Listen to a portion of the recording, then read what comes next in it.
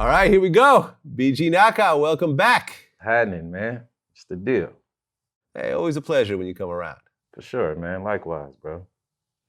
Well, by the time this comes out, this is already gonna pass, but today is election day. Yeah. You know, it's been a long time coming. Yeah. But here we are. By the time this comes out, we may have a new president, or we may just have a lawsuit that's in the Supreme Court, not knowing what the hell's going on. Might be in the second Civil War, according to some crazos out there. This shit is crazy. Oh yeah, the Proud Boys. Yeah, whatever. It's all good. You know what I think? I think their pride is in the wrong place, you know? Right. I think a couple of crazy white boys are gonna do something stupid, and then they're gonna get arrested, and everyone else is gonna say, never mind. Yeah, or get killed, you know, one of the two. Yeah, everybody ain't playing, man. So, you know. Right, I mean, what? White people don't want to join that shit. Yeah, it's just a dumb thing, bro. Like, what type of shit are they stuck on, bro? Like, they stuck in the 1800s and shit. Like, come on, man. It's fucking 2020.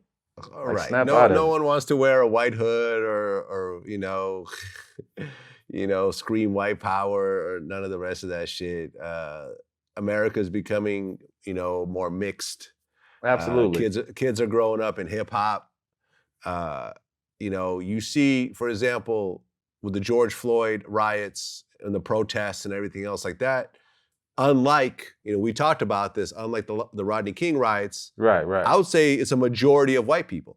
Yeah, because they're tired too. Everybody's tired, man. It's like, I really hate saying the race thing anyway, because we all just people, man. We're all just human beings at the end of the day. Like, I really think that they should abolish that shit, like race. You know what I mean? Like, that shit is silly to me, bro. Like, we all a little different on the surface, but we all human beings at the end of the day, man. Like, and we all pretty much want the same thing out of this life.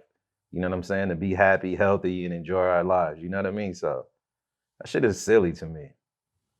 I agree. Now, based on the way you phrase your answers, I assume you didn't vote? Nah, I never will. I would only vote if the system changed. Like, I'm tired of Republicans and Democrats. I'm tired of that. Like, they need to implement something else. Like, I think we had it's like, just imagine if we were still doing what we were doing in the 70s, musically, and otherwise, like, we would be stuck in an era. You understand what I'm saying? So I believe, like, the Democrats and the Republicans, they haven't really changed the way that they operate. What's different today? You understand what I'm saying? Like, why should I vote for that? It doesn't even make me proud. They don't even make me want to. Like, they always hype the shit up around this time and try to get people excited about it. But then after everybody votes, then everybody starts complaining, the following year.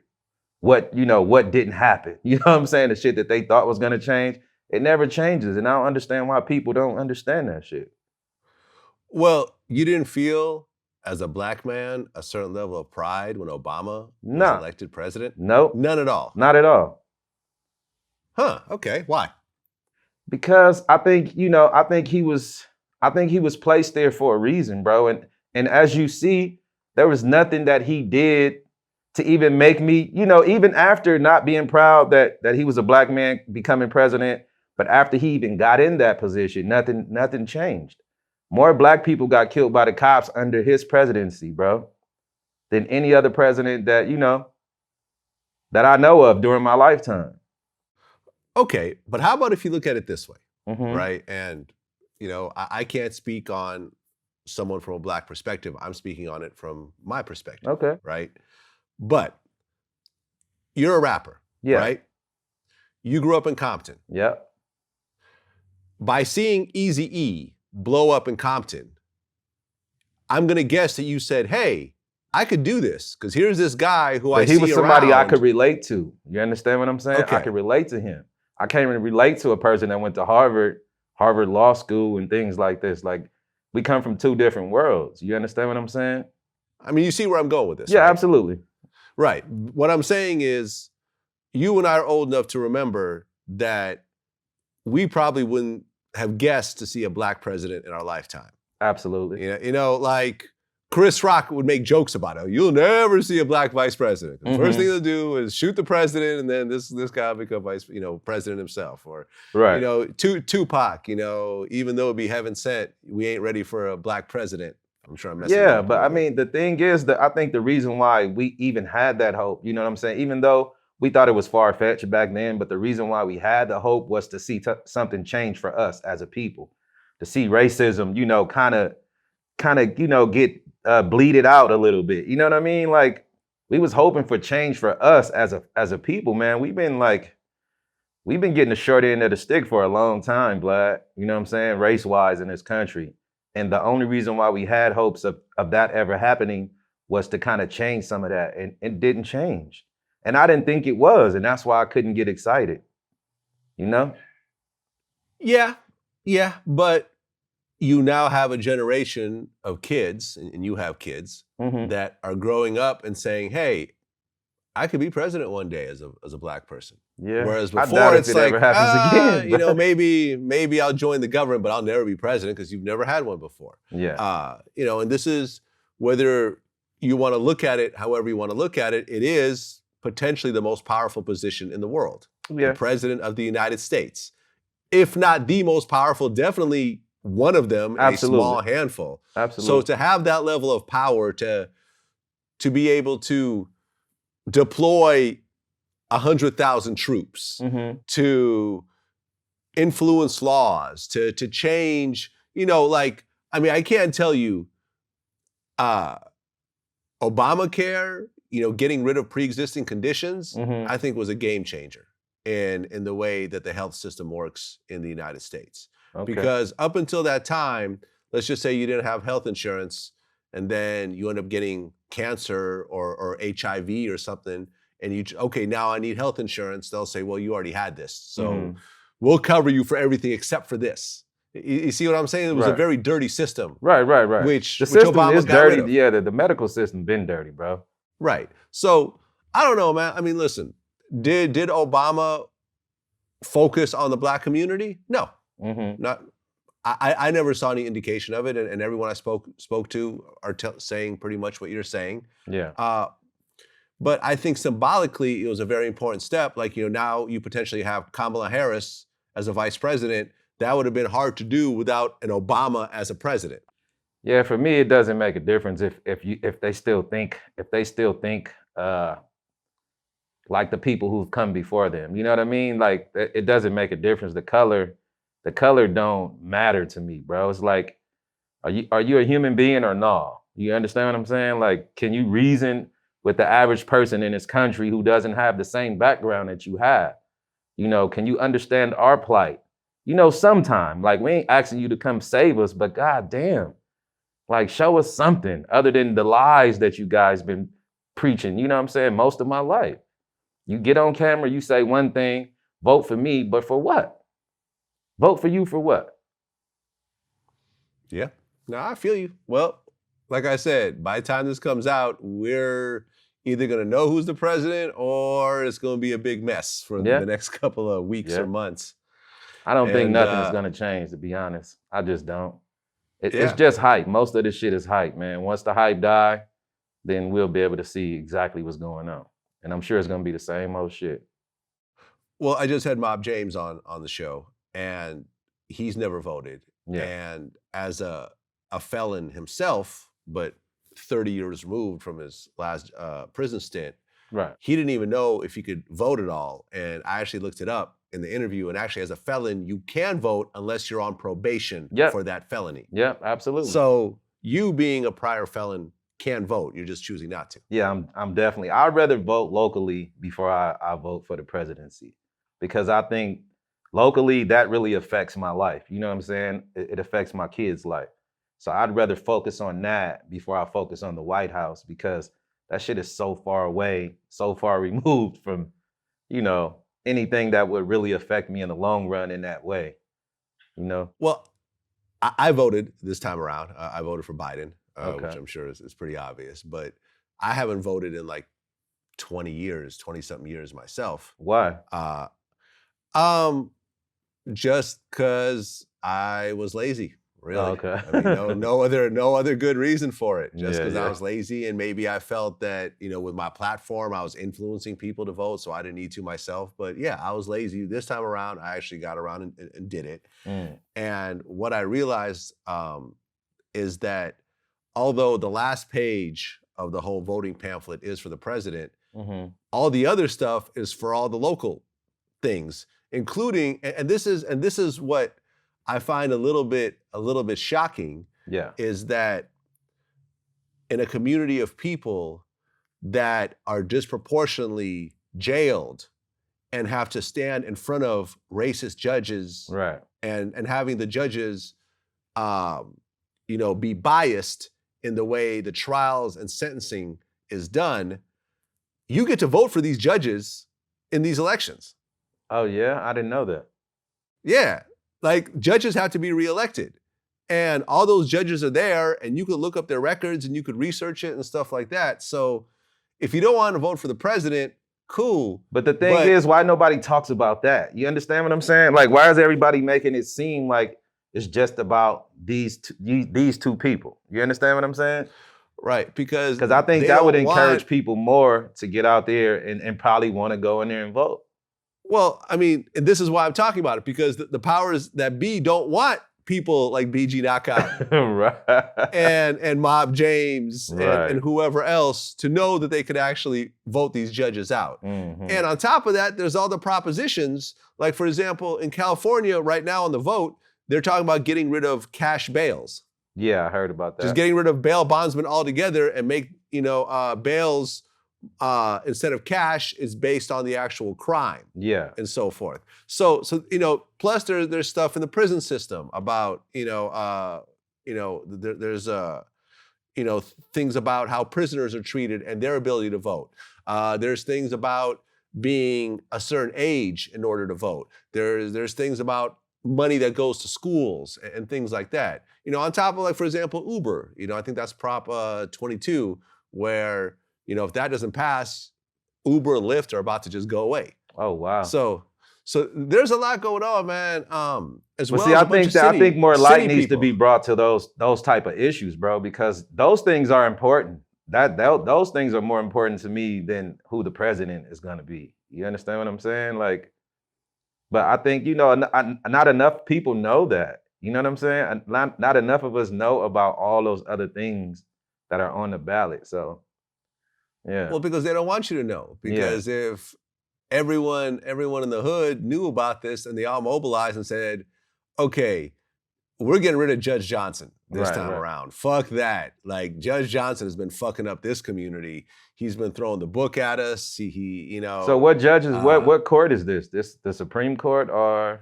Nah, it's your local. I mean, the local in your case, judges? You live in Vegas. Yeah, it would be the Vegas courts. Oh, wow. Okay. Yeah.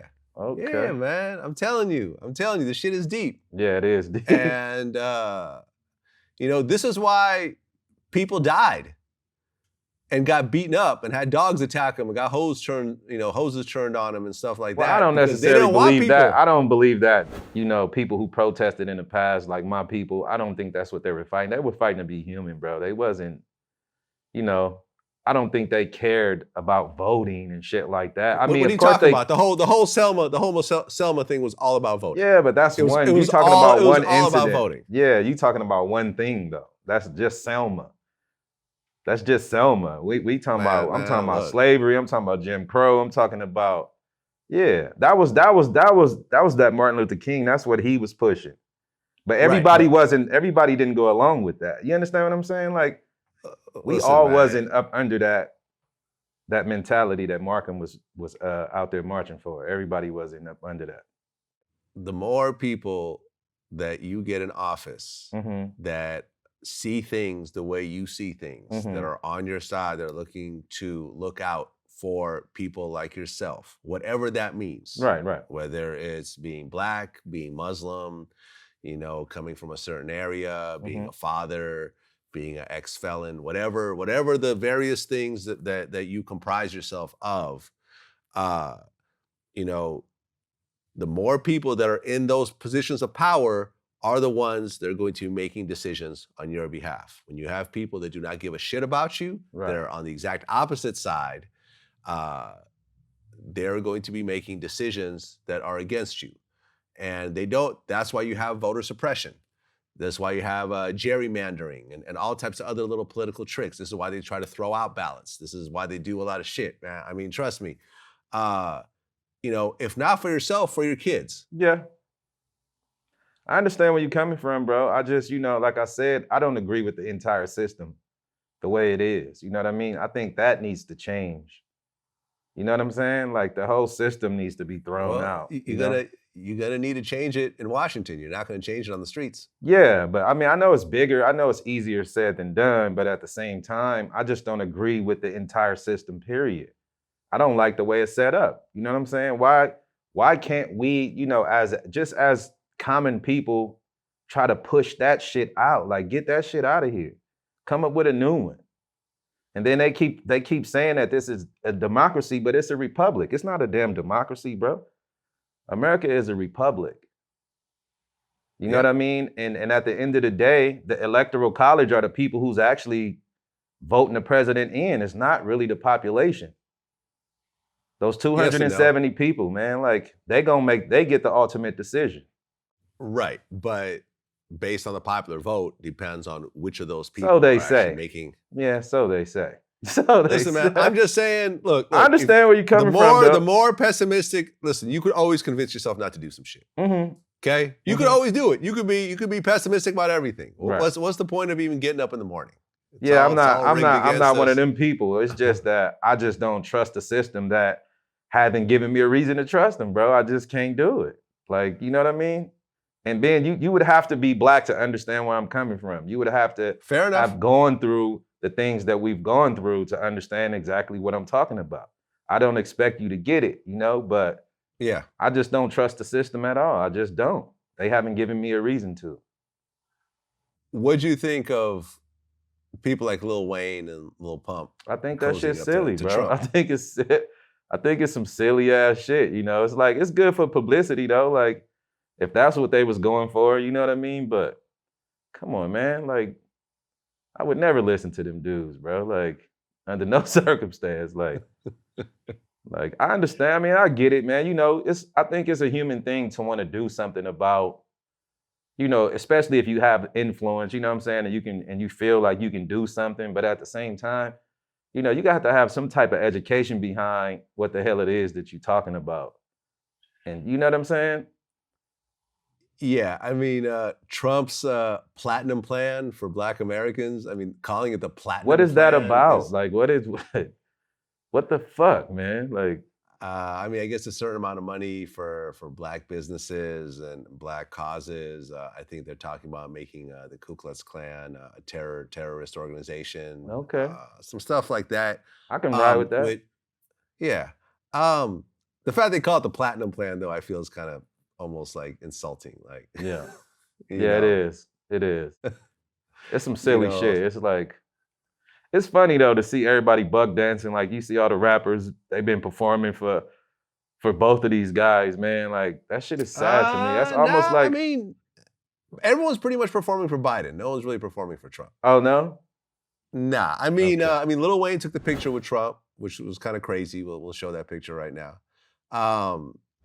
Lil Pump showed up at the Trump rally and actually got on stage with Trump. Trump called him Lil Pimp instead of Lil Pump. Oh shit. But you look at like a Lil Pump and you're like, you know, I don't think too many people are looking for this guy for guidance in terms of like what, you know, how to be an adult. Right. I mean, he's someone who does a bunch of drugs and has a bunch of scribbles on his face and just does a bunch of stupid trolling shit. So that's not really surprising. And on top of it, this is not the Lil Pump of 2 years ago who was hot to death and doing huge festivals and stuff like that. He's trying to find something to put himself back in the media, and he's done it. Right. He's done it. But I don't know if you remember, there's this famous picture of Sammy Davis Jr. with Nixon.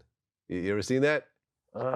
Sounds familiar. It's like Sammy Davis has like his head on Nixon's shoulder, and like Sound like something I've probably seen, but yeah, and people hated him. Like black people hated oh him. yeah, because you know he Hated him. Sammy was a trip, man. Like you know he was a Jew. He was like a black Jew.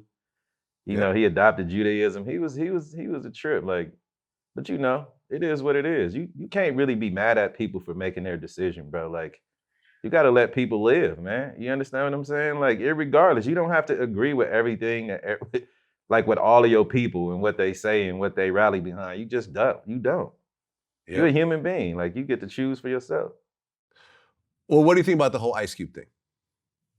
I didn't really hear exactly what he was coming from. I only heard that the reason that he went and sat down and tried to talk to was it Biden? Was it Biden's people that he spoke with, or was it Trump? No, it was Trump. He spoke with Trump's son-in-law. I think it was an intelligent thing that he did. You know what I'm saying? The reason that he went there, I think that was smart. And I think that's what we should do before we just get behind somebody and support them.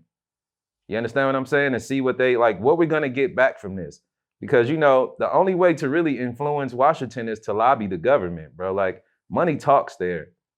You know, all of this marching and all that shit ain't gonna change shit. You know what I mean? So like I think as a people, like we should lobby the government. We should start like pooling our resources in that way to really get, you know, to really get something back. Like everybody else does. You mean like getting people elected by voting? Yeah. Exactly. You know exactly what I'm talking about. Well, what we were talking about earlier. Yeah. Yeah. Listen, a lot of people bashed Ice Cube and you know, people were calling him a sellout and whatever else, which I think is actually too bad. Yeah, that was just the emotion. You know, that was a knee-jerk reaction, you know, if you ask me. I mean, because I'll be honest, I loved Ice Cube's music, especially his early stuff, but I was not a fan of Ice Cube's personality or some of the things that he said and so forth. I've been very vocal about this. Okay. You know? I mean, I never knew that. People. Some of the stuff that Cube has said really has kind of rubbed me the wrong way. And, you know, and I've interviewed people talking about, you know, I remember I did this one interview that got a lot of people upset about how Alonzo from World Class Wrecking Crew basically said that he wasn't really a gangster. He was just a really good actor. Yeah, I saw that. And that type of thing. And, you know, a lot of people felt a certain type of way about it. But saying that, I think what Ice Cube is doing is actually an intelligent thing. Absolutely. He's trying to meet with various parties, and although he has been political most of his life, if he feels the need to be one, you know, to be political right now, and he's got the ears, I mean, you know, Saturday Night Live is doing skits about him and everything else like that. Yeah. You know, he's managed to get himself in the public eye and get a certain level of power in terms of eyeballs.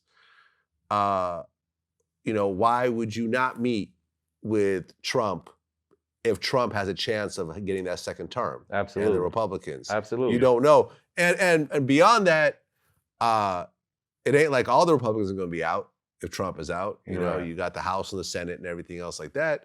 If you're trying to get something done that's really not partisan, then go ahead and do it. But I think the problem is that what we've seen over the last 4 years is that whenever a black person has stood next to Trump in any type of way, it's always just backfired. Yeah, I've been seeing it with Kanye and what was the comedian?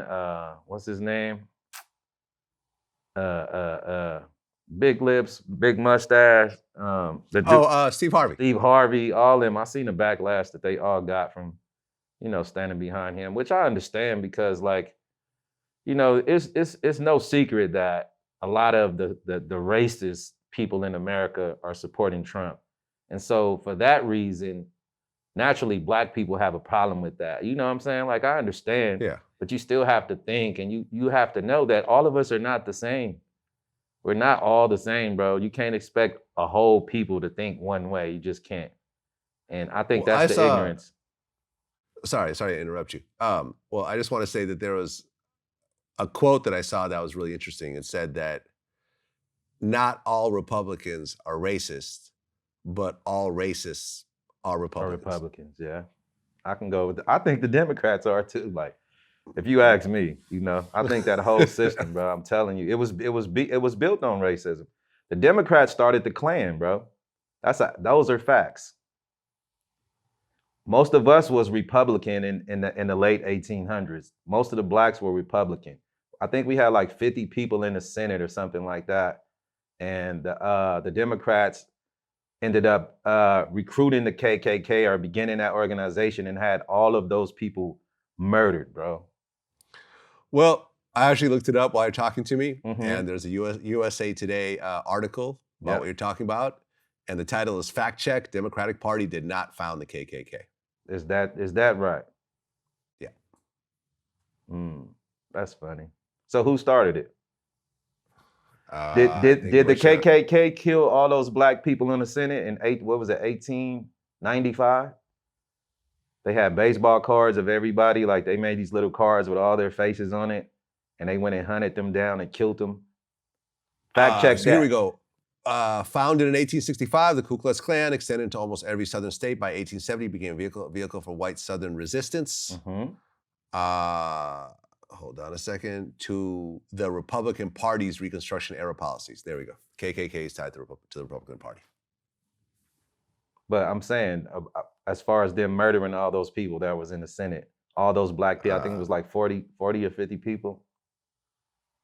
In I believe it was 1895.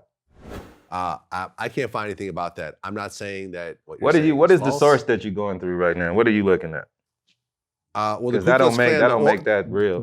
The Ku Klux Klan origin is on history.com. History.com. That's legit. Is it? Yeah. Okay. Yeah. That's a real organization. Like that's not like, Breitbart or something like that. I'll go ahead and take that. So we're still in the middle of COVID-19. Mm-hmm. Do you know anyone who's gotten sick? Yeah. I know a couple people actually, yeah. Yeah. I know one How person sick? that died from it. You know one person that died? Yeah. Okay. Were they old, young, skinny, fat, sick, healthy? They were my age, actually. It was one of my homeboys. He was kind of like, he only had one lung anyway, so so I guess his health wasn't the best, you know what I mean? But yeah. Yeah, my homie Chubb, rest in peace, yeah. Yeah, I'm sorry for your loss. Yeah, appreciate it. I know two people that have died. One of which is Fred the Godson. Yeah, I know of him. Yeah, I know of what happened. Yeah. We did an interview and we would run into each other sometimes. We did a music video for him at one point. Frank Collada, the mobster who actually sat in the same seat you're sitting in right now. Damn. He ended up having, when we did the interview, he had breathing problems already. He was already on oxygen. Okay. So I forgot what he had. It was like COPD or something like that. Was that the guy who got kidnapped by by the cartel guy? No, that wasn't him. No, Okay, that's a different. That's Johnny. Okay. No, it's a different guy. Frank Collada was actually part of the Casino movie story. He was Joe Pesci's guy in real life. Mm-hmm. And he ended up catching COVID a couple months after our interview. Nothing to do with VladTV, just so before anyone says create the whole thing around this. Right. This was literally months later. He ended up catching COVID, and he ended up passing away. Damn. We did his last interview, so at least he got to leave something behind as a kind of a testimony to sort of his life. Yeah.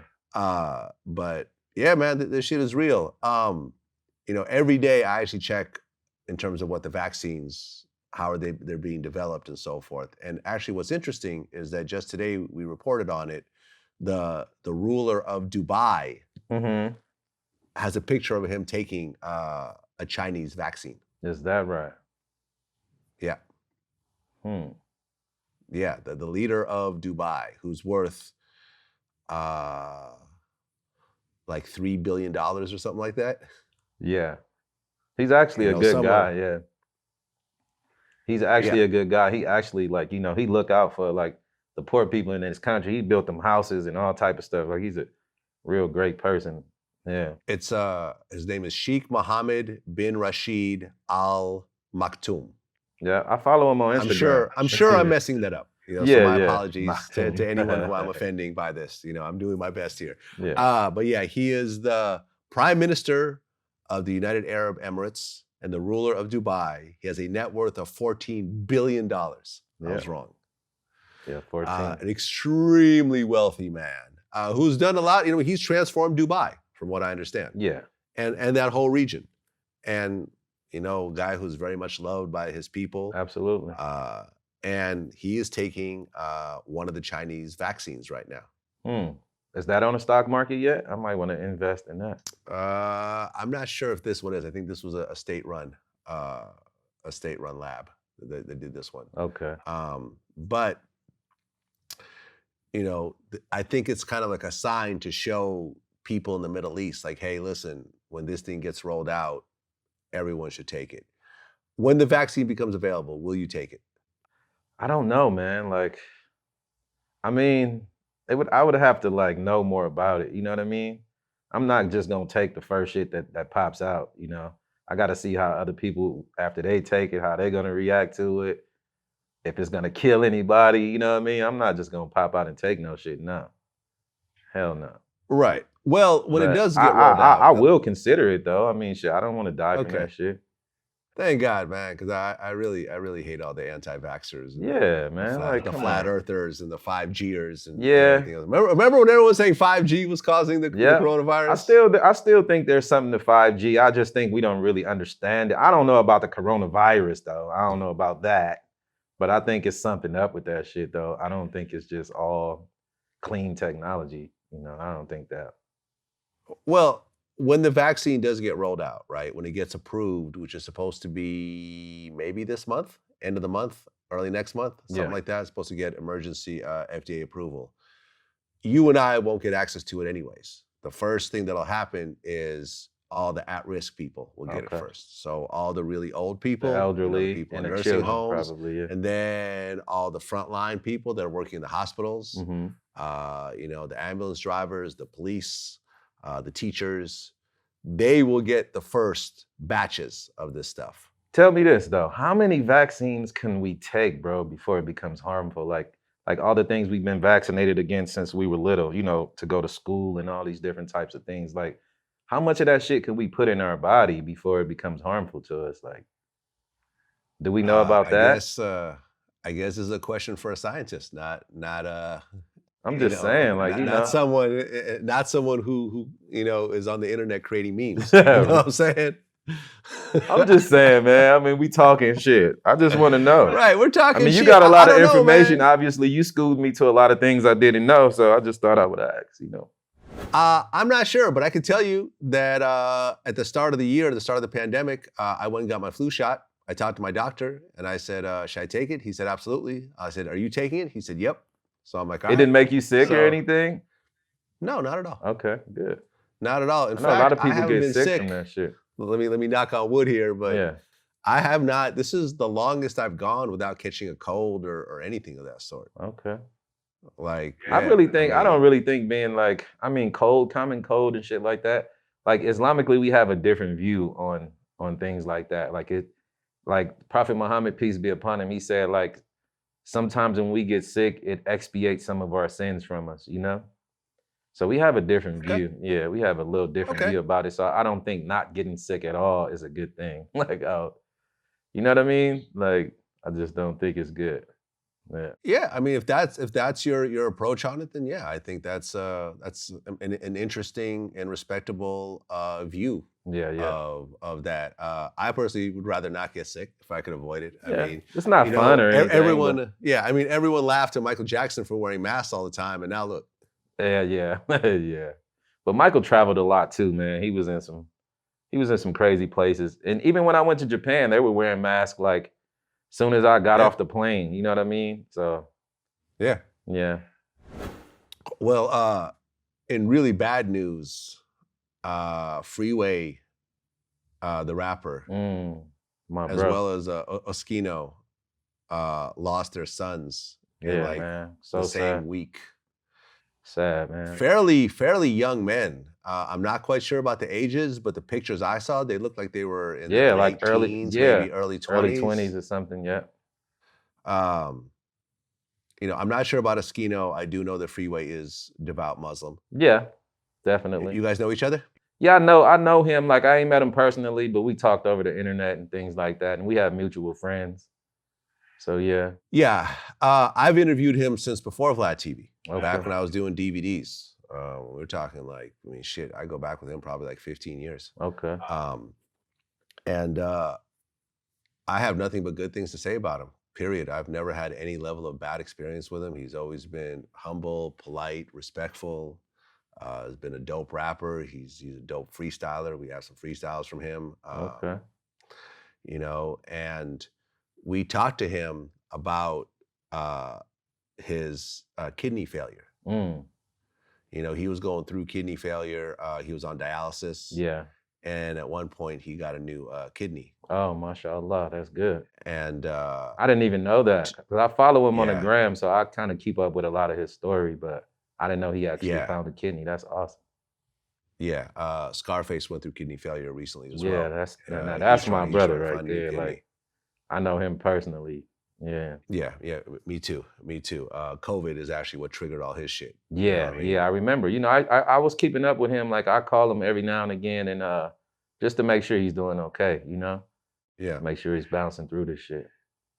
Yeah, but to go through really almost dying and getting a new kidney and Yeah, everything that's else a like big that, deal. to make it to the end of all that and then to see your child die,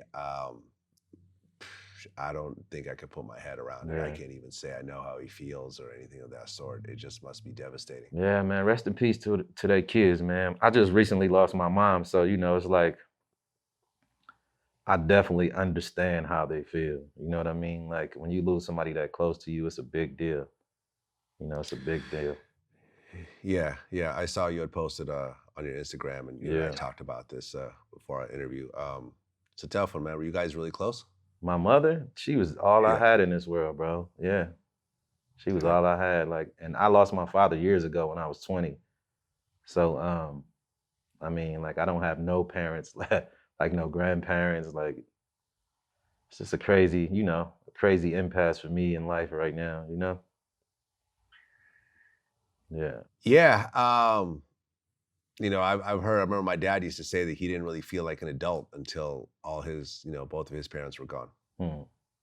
You know, like a real adult. Like, okay, you have no one to really lean against at this point. You have to be Yes. the rock. It's a trip, bro. It's like, it didn't really hit me until I actually saw my mom. Like, cause my brothers, when she died in home. And my brothers, naturally, they live in LA. I live way out here. And so they were there before the coroners came, you know, like, so they got to see her prior to the funeral and things like that. And at the funeral, bro, it was like, it didn't hit me until I saw my mother laying up like that, man. I was just like, damn. I just broke down at that point. Like, I had to go around the corner and just let it out, because I was like, fuck, man. Yeah. That shit hit. Yeah. It hit hard. Yeah, I remember seeing my dad. He died last November, and seeing him in the coffin. And the thing that bothered me the most, and I didn't know this until I actually got to see him, but in Jewish tradition, Mhm. you're not supposed to basically modify the body Okay. in burial. You know, like how you go to a typical funeral and there's makeup, their mouth is closed, Yeah. and you know they look kind of presentable. Yeah. No, I actually got to see him exactly how in the position that he was in when Wow. he died, and it was something that's never I'm never gonna be able to get that out of my head. Right. I Condolences, was man. like, I'm sorry about that. yeah, I was angry and sad and the whole nine. You know, and we talked about this before our interview. Your mom died very suddenly. Yeah. Yeah, my And mom, she had got some kind of heart procedure done just prior to that. And what happened was, I believe she had a heart attack in her sleep. Because my mother, she worked for the probation department. So her health has been kind of up and down, you know, the older she got anyway. And she had a desk next to her bed. And she kind of like set up and leaned up against, you know how you would just lay on the desk like we used to do in school like this and go to sleep, and she just didn't wake up. Yeah. Yeah. yeah, I mean the only thing I could say, and this is something we talked about, is not having to go see your mom deteriorate over the course of months or years Yeah, is something that's a whole lot better than having to see her. absolutely. I You agree. know, because I remember when my dad had Parkinson's, right? So like it started with him not being able to walk that well and whatever, Hmm. and then then he'd have to be in a wheelchair, and then it started affecting his lungs and his ability to breathe. So he'd have to be in the hospital and ICU, and then he'd have a breathing tube and all that. And I remember for maybe like 6 months, I had to take over the care because my mother almost didn't want him around anymore. Okay. You know what I mean? I had to completely just take over his overall care and make all the decisions. And whenever I would get a phone call with an 818 number, I knew that this was the hospital or a Yeah. doctor. And I'd just be like, is this the call where they tell me he's gonna Yeah, die? yeah, Like, yeah. is this the call? And That's not every an easy day I thing would to deal with do, this bro. Like, day after fucking day. damn. And you know, and I had to actually, and this still bothers me to today, I had to basically agree to do a do not resuscitate order Oh, that wow. basically says that if he, because he was already good, he'd be on a breathing tube, and then they'd manage to pull him off of it, and then he'd be there, but he still have breathing masks and everything.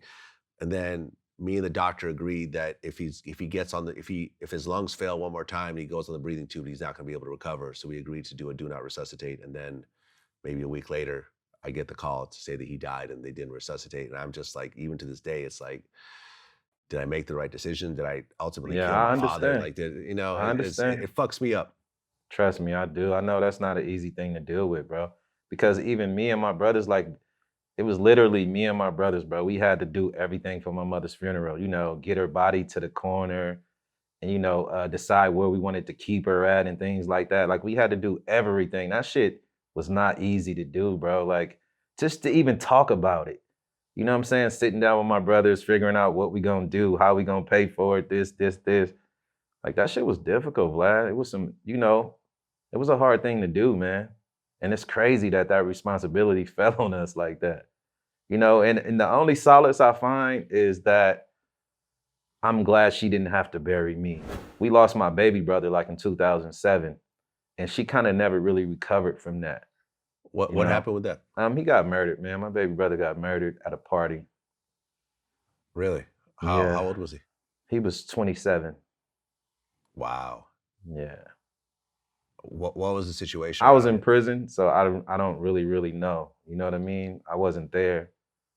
Um, but yeah, I just think I found solace in, us taking care of her in that way instead of her having to revisit that with one of us. Because, in the Black community, that's a big deal.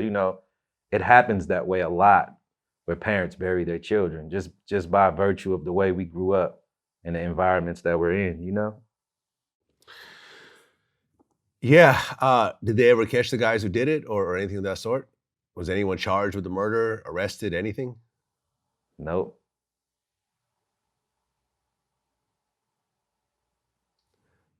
Does that fuck you up that you just have no idea You what have happened? no idea how I think, Vlad. Like, you just don't know, man. But yeah, definitely it fucks me up. It bothers me every day. Absolutely.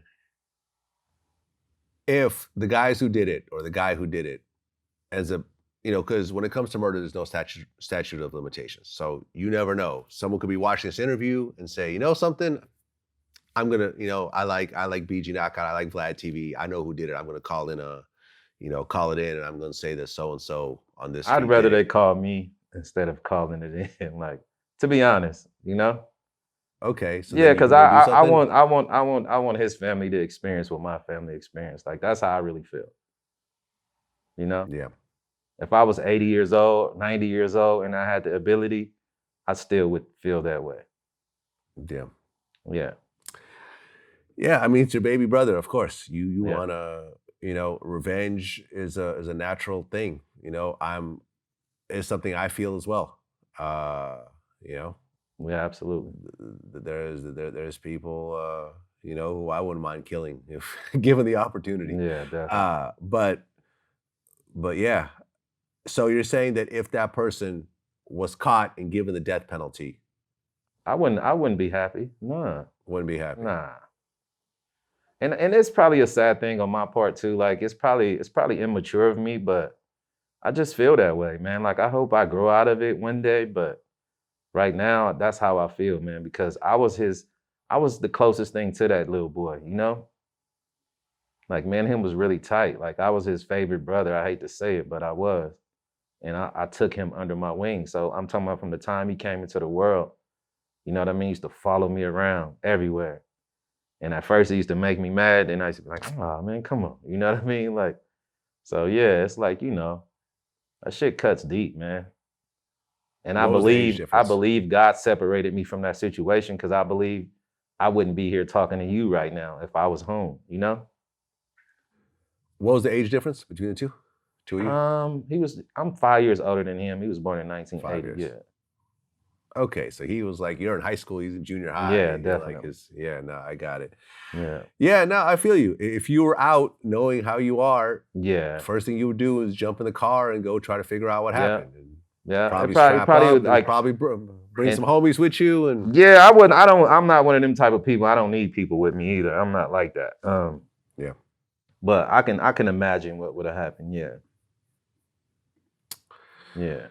Yeah, so it was almost better that you were in prison because you might be doing life right now. Absolutely. You know, and it might have been worth it for you. Yeah. Yeah. I try to sad, find the man. wisdom in it, you know?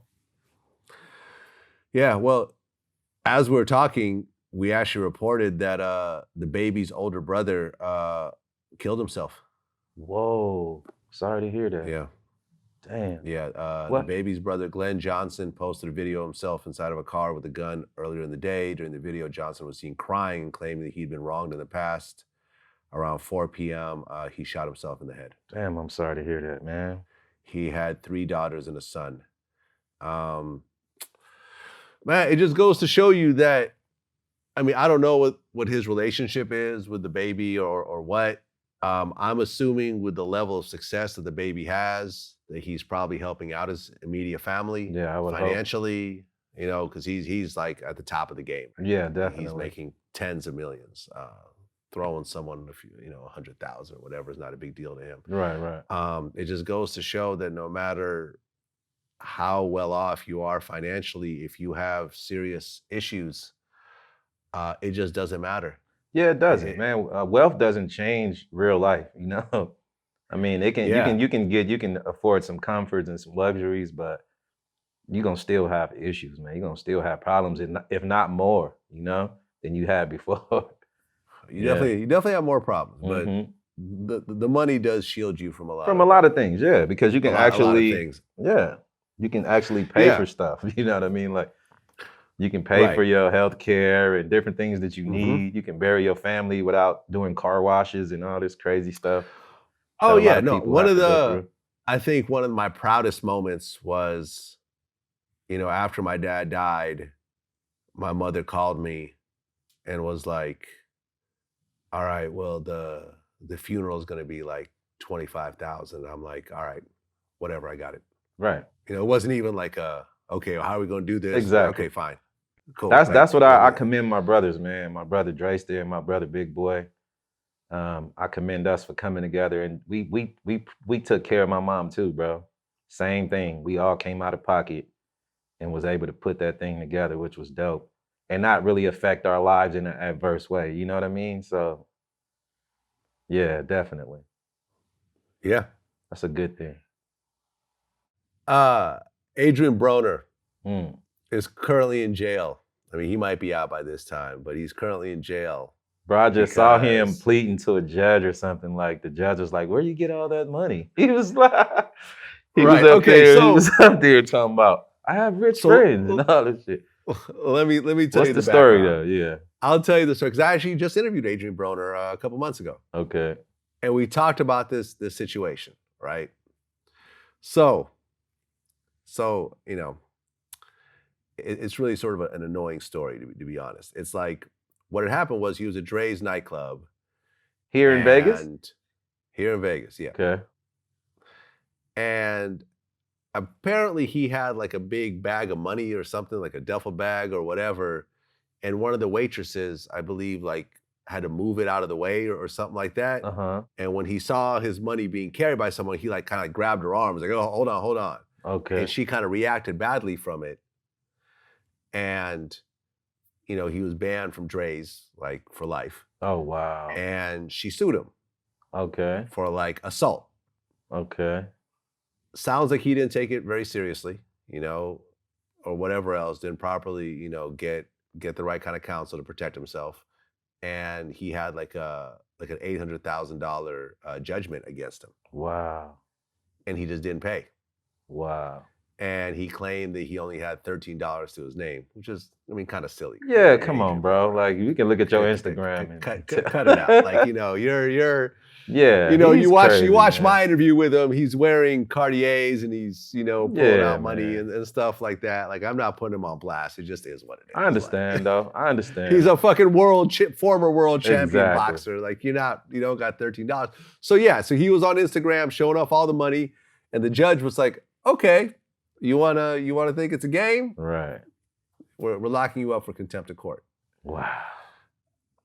You know, Instagram will really, yeah. Listen. You got to be careful what you do, man. You got to be careful what you do. But he's, you know, come on, Adrian, man, you got to get it together, bro. Like, I mean, I understand. I don't think, you know, hopefully, I don't know exactly the circumstances, but, you know, suing the guy because he grabbed your arm. I mean, I could see if he like slammed you to the ground or something. Like, I think that was kind of, you know, steep for her to do that. She didn't have to reach that fucking far. Man, look, when you're a celebrity, but you just got to be, you got to be careful. People know you have money. You are a target. You are a lick. Yep. You know, it's a whole lot easier to take someone's money in court than to do an armed robbery. Absolutely. And the worst thing that'll happen is that you'll get nothing. And most times when you're already broke and you're suing a celebrity for something that's somewhat legitimate or halfway legitimate, you could usually find a lawyer to take your case on contingency. So you don't have to pay anything. Yeah. It's free for you. And if you lose or get thrown out of court, you walk away with nothing. You don't have to, you walk away scot-free. The worst a person could do is try to countersue you, but then you're countersuing someone who's broke, so you can't even get your money back. Yeah. It's a system that's just fucked up. Yeah, it is. You know, and me and Adrian were literally talking about this. We'll play a little clip of this. Like, we were literally complaining, you know, because I've gone through my own legal bullshit. Yeah. You know, we were both complaining about how unfair the shit is and how you sometimes forced to pay money that you don't owe nobody, but you still got to pay it. Men with money, I think Akon said it, they're a lick to some of these girls. They look at people like us like, okay, you're a paycheck. I can quit my job if I say some shit about you. Oh, I know. I know, family. Oh yeah. Now I've gone through my own set of issues, man. I feel you on that. And 99% of the time is bullshit, and you just gotta settle just because the going to court is gonna cost you $500,000. Exactly. So you just say, all right, just a lot of people don't know that. A lot of people don't know that. Yeah. You gotta settle because your lawyer fees and that's gonna cost you $500,000. Exactly. Yeah. And now look, he's in jail. Which is horrible. He's a good dude. Yeah. That's sad because I'm sure he got a family and kids and shit. So he got hella kids. Yeah. So like, he wouldn't tell me how many kids he had. That's how many kids he got. Damn. All right. Yeah, I mean, you know, he got to be more careful, man. I mean, you know, I'm sure there's gonna be a learning lesson for him. You know what I mean? Like, a person in his position too, and then I think his hands is registered and all that because he's a boxer. So you can't really do nothing, man. Like, you got to really keep security with you, have somebody around you that is sober, that is mindful of, you know, the things around you. So hopefully he'll tighten up after this, you know? I hope so, because he's not only a really amazing boxer, but he's a really dope personality. Yeah. You know, he's really like someone that could do a lot, I think, outside the ring. Yeah. As well as inside the ring. And to see all the nonsense he's gone through over the years is like come on, man. Like, you got to snap out of it, man. Like, you know, sometimes, unfortunately, Vlad, that money be going to people's head, man, and it be making them think they invincible, man. And it's like, come back down to earth, bro. Like, you know, get it together. You know, like you wasn't born rich, you know, so don't ever forget where you come from and what you've gone through. And don't take for granted where you at today. You know what I mean? Like, just can't. You know, but you human, you gonna make mistakes and shit, you know, but he gotta be just more mindful of what he's doing. I mean, speaking of someone who makes a lot of mistakes, NBA YoungBoy got arrested again. Damn. What happened this time? I mean, it sounded like it was like a video shoot or something, and then like they found all these guns. Like they showed a picture of what looked like about 20 or 30 guns. And I interviewed his brother, NBA OG3, and we just talked about, I mean, like he was facing a murder at like 16. How old was he when he got locked up for that? Like 17 or something? He was 16. 16? Yeah. Damn. And how long was he locked up until they finally let him go? A few months. Like, but it was almost a year, I think. Damn. Which he ended up beating. I mean, then there was the Miami shooting that happened. I mean, he's got 7 kids by I think 7 different women with an 8th on the way with Floyd Mayweather's daughter. Damn. And he's like 19, I think. How old is he? Like 19, 20? Let me see. See, man, I mean, damn, man. That's the thing about... He's 21 years old. He just turned 21. See, that's the thing. That makes me question people. Go ahead.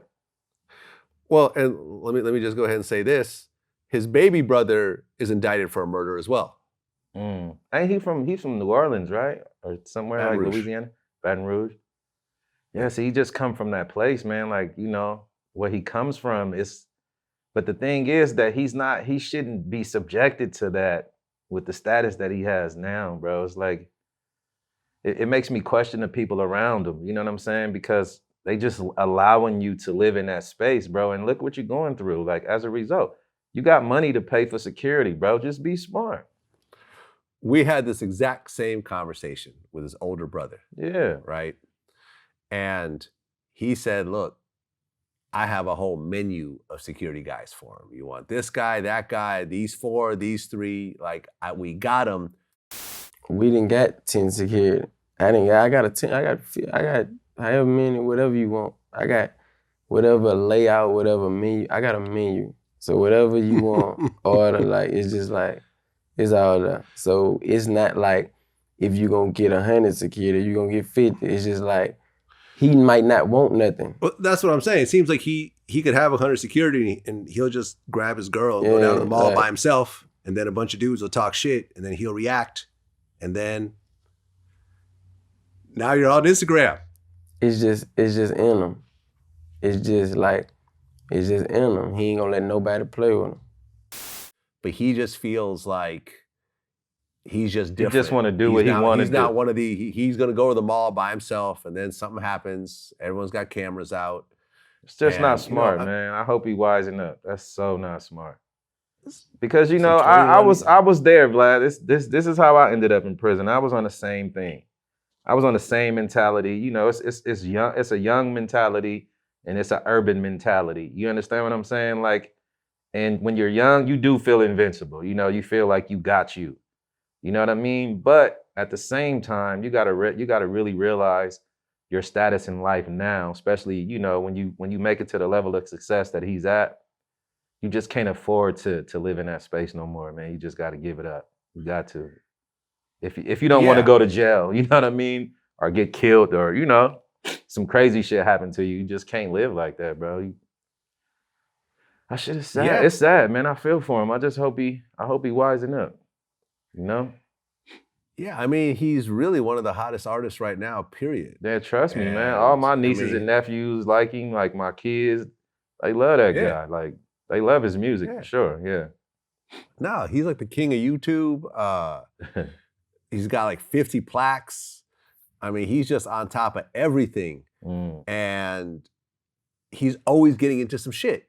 Yeah. Between all the shootouts, between all the arrests, all the baby mothers. I mean, there was the fight. Him and his one baby mother was like beating each other up in the hallway. And Damn. while she was pregnant, and you know, just all that shit.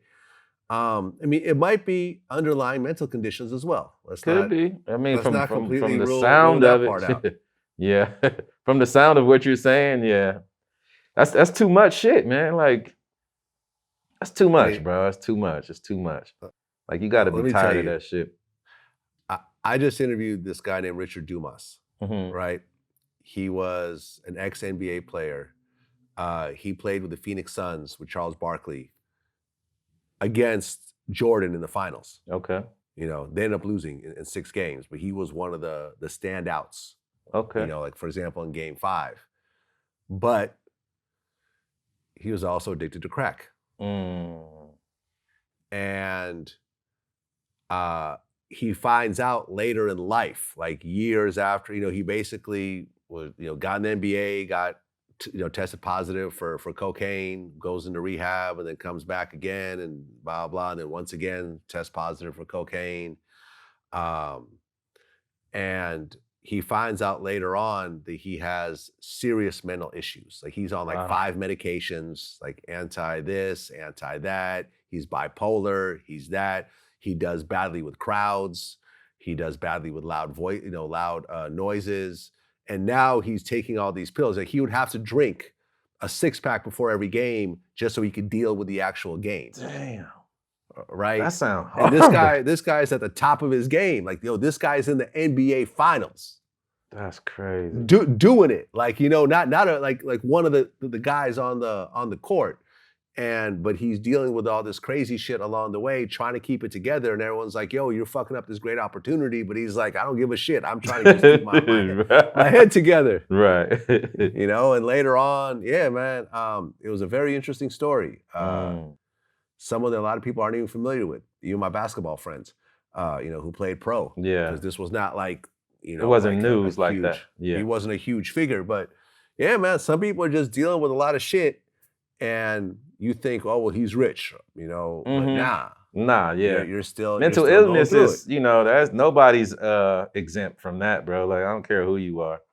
Cause I remember it was the billionaire family. I think was it a Rothschild or a DuPont where one of the uncles or something like that did some crazy shit. Like he was mentally ill too and just did some crazy. It happened some years ago. I just remember seeing him on the news. And he looked whacked out when they showed him in court and shit. You know what I mean? I was just like, so, mental illness is some real shit, bro. Like, even me, I suffer from anxiety and shit like that. So. Really? Yeah, like, I have it so bad, Vlad. Like, each time that I used to perform, like, back when Easy was alive and shit like that, I would get so fucking, like, flustered and shit that I would throw up before I could walk out on stage. You understand what I'm saying? Like that shit and crowds and all that shit, like I don't do well with either. Like I really don't do well with strangers, bro. Like it's hard for me to be in a room full of people that I don't know. You know what I mean? Like I just been dealing with this shit since I was a little kid and I kind of like know how to deal on my own, but it's an issue though, Been dealing with it for a long time, yeah. Anxiety, yeah. Yeah. I mean, that's a serious thing. Yeah, they try to medicate me, but all the medication was psychotropic. I don't want to fuck with that shit. Like, not finna zombie me out and have me around this motherfucker. Did you hear about the whole Phase on Love, Dave East thing? Yeah. Yeah, so that shit was stupid. I know Phase on. Yeah. He's been on my show before. We talk from time to time. So he basically called out Dave East as a fake Crip because I guess he joined the Crips at like. See, I was with Faison. I was with him when he did something with him and Cameron. Like he made a little joke about Cameron or whatever, and that kind of became, it was top Instagram news. You know what I'm saying? The shit that people was gossiping about, and I just thought it was funny, because I know he's a comedian outside of being an actor, so I expect certain shit from him, and. I kind of laughed at that, and Jim Jones had something to say to me about. He actually DM'd me and said some goofy shit, and I had to check him. But when he called out Dave East, I just thought that was over. I thought that was a little overboard, bro. Because who cares if he a fake Crip or not? What business is it of yours? You understand what I'm saying? Let that man live his life, bro. Like, so what? Okay, so I looked up, now I remember, Faison posted a picture of Cameron with like this very feminine looking guy. Yeah. With his arm. You know, he was just taking a picture with a fan, which, I mean, like, we all do this. Right. Right? I mean, if we're out, if someone comes up to us and says, can I take a picture? You want to be polite to someone who admires you. Absolutely. It doesn't matter what they, you know, gay, straight, whatever. I don't personally care. Right. So you try to do this whole thing about Cam, and Cam starts to hit him back and whatever else. What did Jim Jones say to you? He said something about me and Faison. I guess he assumed that we know each other or something. I was laughing at it because I saw the comedy in, you know, the jokes that Faison was shooting on him. Like, that's all it was for me. But Jim Jones had the nerve to say something to me as if I was backing Faison, like backing what he was doing, and I was just like, nigga, this shit was funny. But the nigga he said something crazy, bro, and then I had to chew him out, and then it went away. You know what I mean? But it was like, dude, like, I can laugh, bro. Like, you can't tell me not to laugh at something I find funny. You know what I mean? Yeah, people take this shit too seriously. Yeah. But, you know, with the Dave East thing, I mean, look, people join gangs later in life. Right. So, for example, I did an interview with Detroit rapper Sada Baby. Yeah. You know, who's one of the hot rappers right now, and he said he joined the Bloods at 22 years old. What age did you start to join that?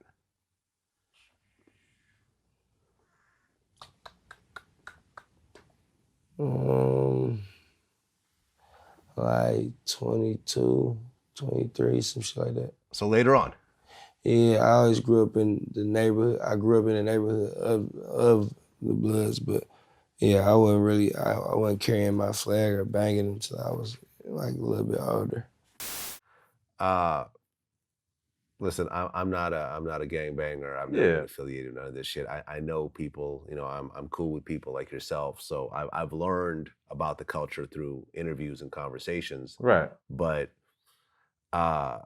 I understand that most of the guys that I interview, they were kind of born into it, or they were kind of jumped in early in life. You know, I mean, I've interviewed Nipsey and people like that.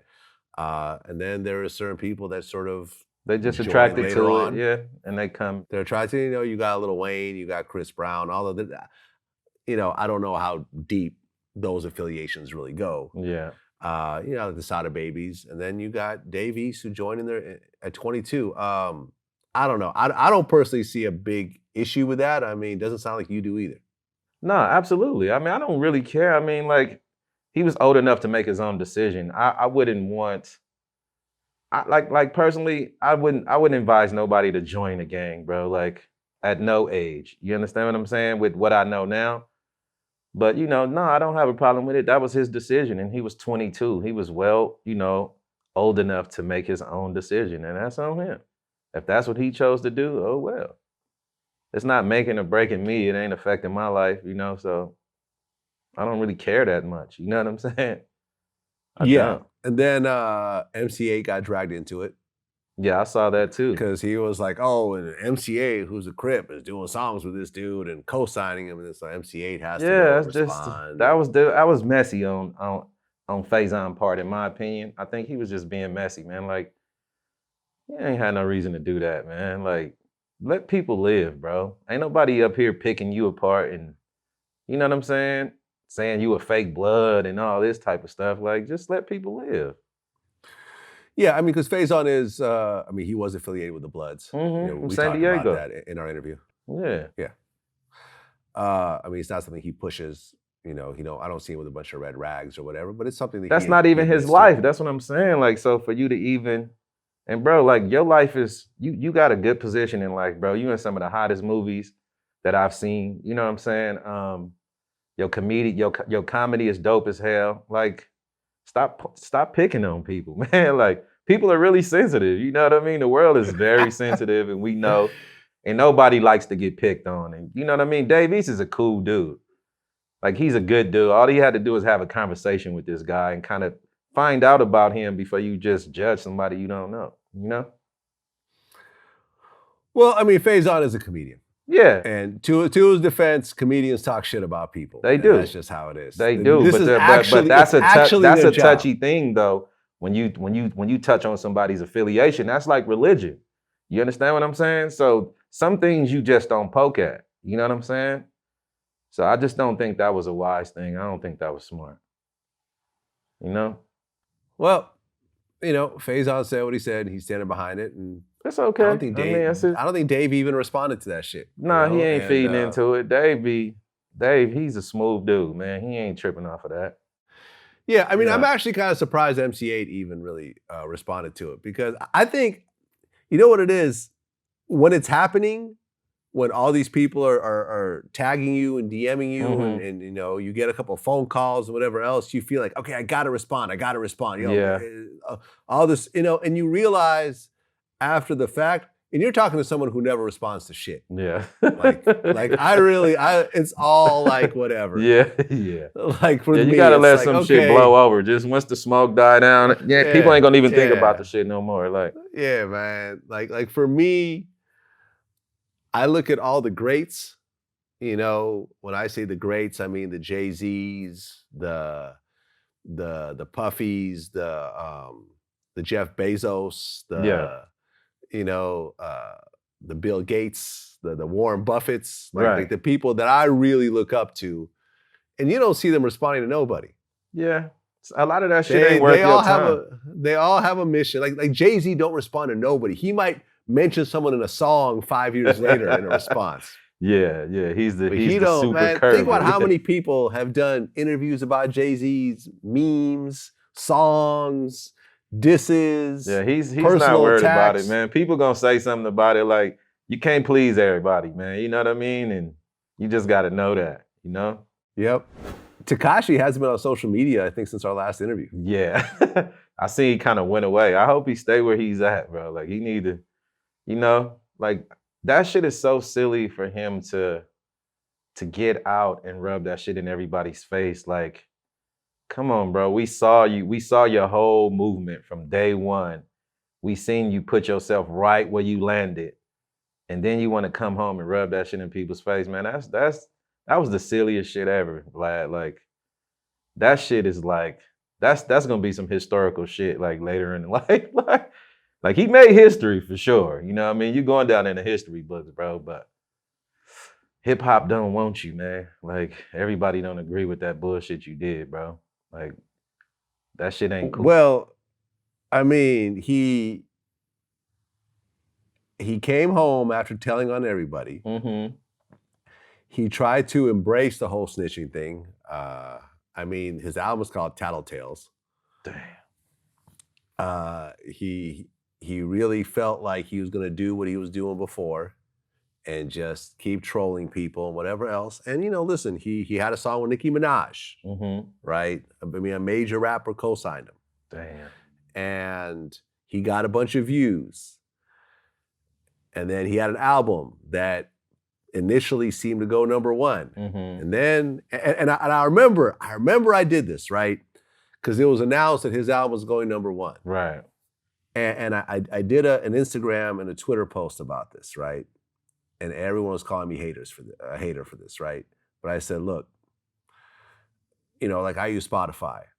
And whenever an artist drops a big album of any genre, I don't care if it's Taylor Swift or Big Sean or NBA YoungBoy or XXXTentacion, whoever it is, they drop a big album, and usually the Spotify charts are basically filled with their entire album throughout their top 50. You know, it doesn't always have to be number one, but it's like all the songs, see it usually, all Drake, whoever. Yeah. And I'm looking at these charts, and there's not a single Tekashi song on there, right? Yeah, that was interesting. So I'm calling bullshit.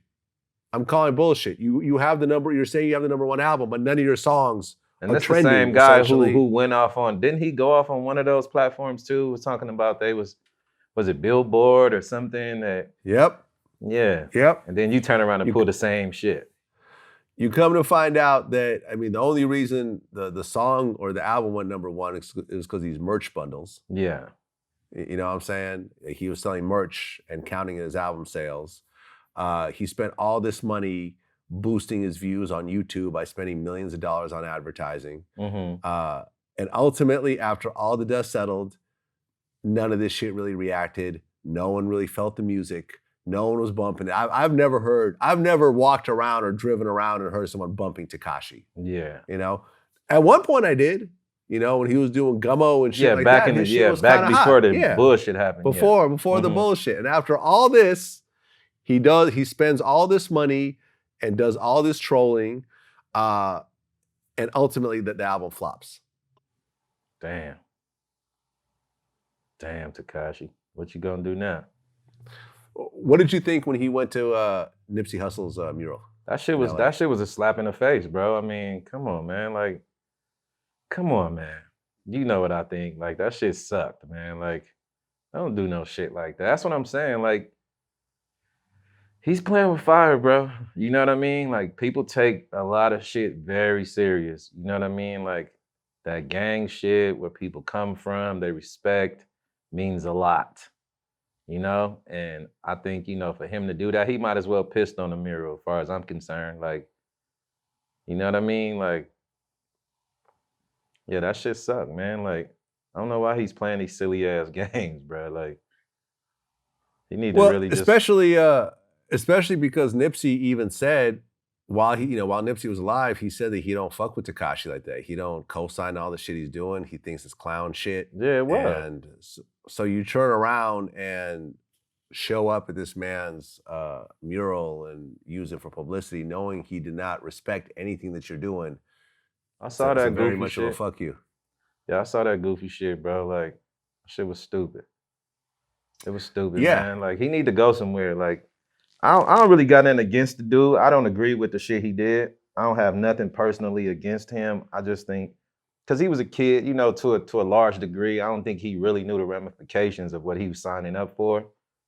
And, you know, he found out real quick, you know, that shit gets real when you fall up under certain shit, you know? So he need to move out the country somewhere and just start his life over somewhere else doing something else. You know what I mean? Like, I don't think nobody's gonna fuck with the kid. I don't think so. Well, he can't really do anything. He's got a face full of tattoos. Yeah, I mean, but he can get that shit taken off. Yeah, I guess you can. I guess Yeah. you can get it taken off. And then what? Maybe shave your head and try to move to Ohio Do somewhere. and something, hope bro. no one Nah, recognize you. move out the country. I just don't think. Out the country. Go to Okay, go to maybe out of the corner country. of the earth, some motherfucking where. You know what I mean? Maybe out of the country, you could do that. Yeah. But I feel like he became too much of an international sensation. I mean, he was loved in like Slovakia somewhere. Like, go yeah, over I mean, that's there. where he got his start. That's what I'm saying. Yeah. Like, where could you really go where someone's not going to pull out a camera phone and post you, you know, buying groceries, and then it becomes news all over again? Go where people gonna accept you at. Like, they not gonna accept you here, man. Like, I just think that shit is sad, bro. I feel sorry for the kid at the end of the day. I really do, because you know, he was playing with something, and you know, that shit came back to haunt him. You know, that shit was stupid. And I remember when I interviewed Big U, you know, from the Rolling 60s about this situation, and he actually called it early on. Mm-hmm. You know, he said, I mean, number one, he called him a clown, and he said, look, at some point, the money's gonna run out. Mm-hmm. Right? You're not going to be able to keep up this streak. You know, you're not one of these like timeless artists like a Shaka Khan or a Barbra Streisand or you know, or someone of that, you know, a Lionel Richie, where you could just keep making tons of money by doing massive, you know, shows and whatever else. The money's going to run out, and people are still going to remember all that shit that you did. Yeah. And, you know, I think what I think is happening is that the money has dried up, so he can't afford all that really high price security, because you can't get, I mean, you know, like me, I got one security guy, he's ex-LAPD, he's got a gun. Mm-hmm. I feel that's enough for me. You know what I mean? He'll pull out and shoot, and I don't feel like a mob of people are going to be coming at me everywhere I go, you know, when I need to bring him. I don't think Tekashi can get by with one bodyguard. Nah, he can't. Nah, he can't. It's not gonna happen, bro. Like, he did too much. You know, his shit was just too, it was too fucking heightened. You know what I mean? So it's like, it's gonna take a long time before the shit around him even calm down. It's gonna take a while. Yeah. Yeah. And we actually broke this story, because he essentially put a hit out on Chief Keef, Yeah. with Kuda B, and What I'm Kuda B, the prosecutors now want 5 years Damn. for him. And it's so crazy that the person who masterminded this thing, Yeah, that's the part that I don't understand. and it's not even here. It's one thing to say, all right, I did this shooting because BG Knocc Out told me to do it, and he was going to pay me. And that's just my word again. And you're going to deny it, and then, it's just my word against yours. Yeah. But it's another thing to have the shit on video. Like, here's the video of him actually offering money to go shoot at Chief Keef. Yeah. Then he goes and does it, and the guy who masterminded it gets a year, and the guy who actually did it is getting 5. Yeah, Like, that's I just cold. don't get it. That's don't really, get it. really cold. So that means like that law has to change to like something ain't right about that, bro, because that means anybody can do that. Do you understand what I'm saying? Mhm. Like you can, you know how some people, like I've seen video of like where the police set up like women to have their husband killed and shit like that. And they try to hire a hitman, didn't know he was a cop the whole time. So I'm saying that in instances like that, that means you can go literally pay to have someone killed. And if it doesn't happen, you can turn around and snitch on the person you hired and you get out. Like that's not cool, bro. What type of justice is that? That's crazy. Yeah, it's crazy. I'm still not cool with that. I'm not cool with the whole thing, really, and I've been very clear about that. The reality is, in November 2020, is you had an artist that a couple years ago was extremely hot, one of the hottest artists, period. Whether you respected him, liked him or not, whatever, he was doing numbers, and now, ice cold. Yeah. I mean, he Ice put himself cold. in that position. It's the same thing we was talking about Suge Knight, bro. It's like, this is the thing that you desired the most, and God actually finally put you there, but you couldn't handle it. You know what I mean? Like so you was asking for something that you really didn't know what to do with. You know what I mean?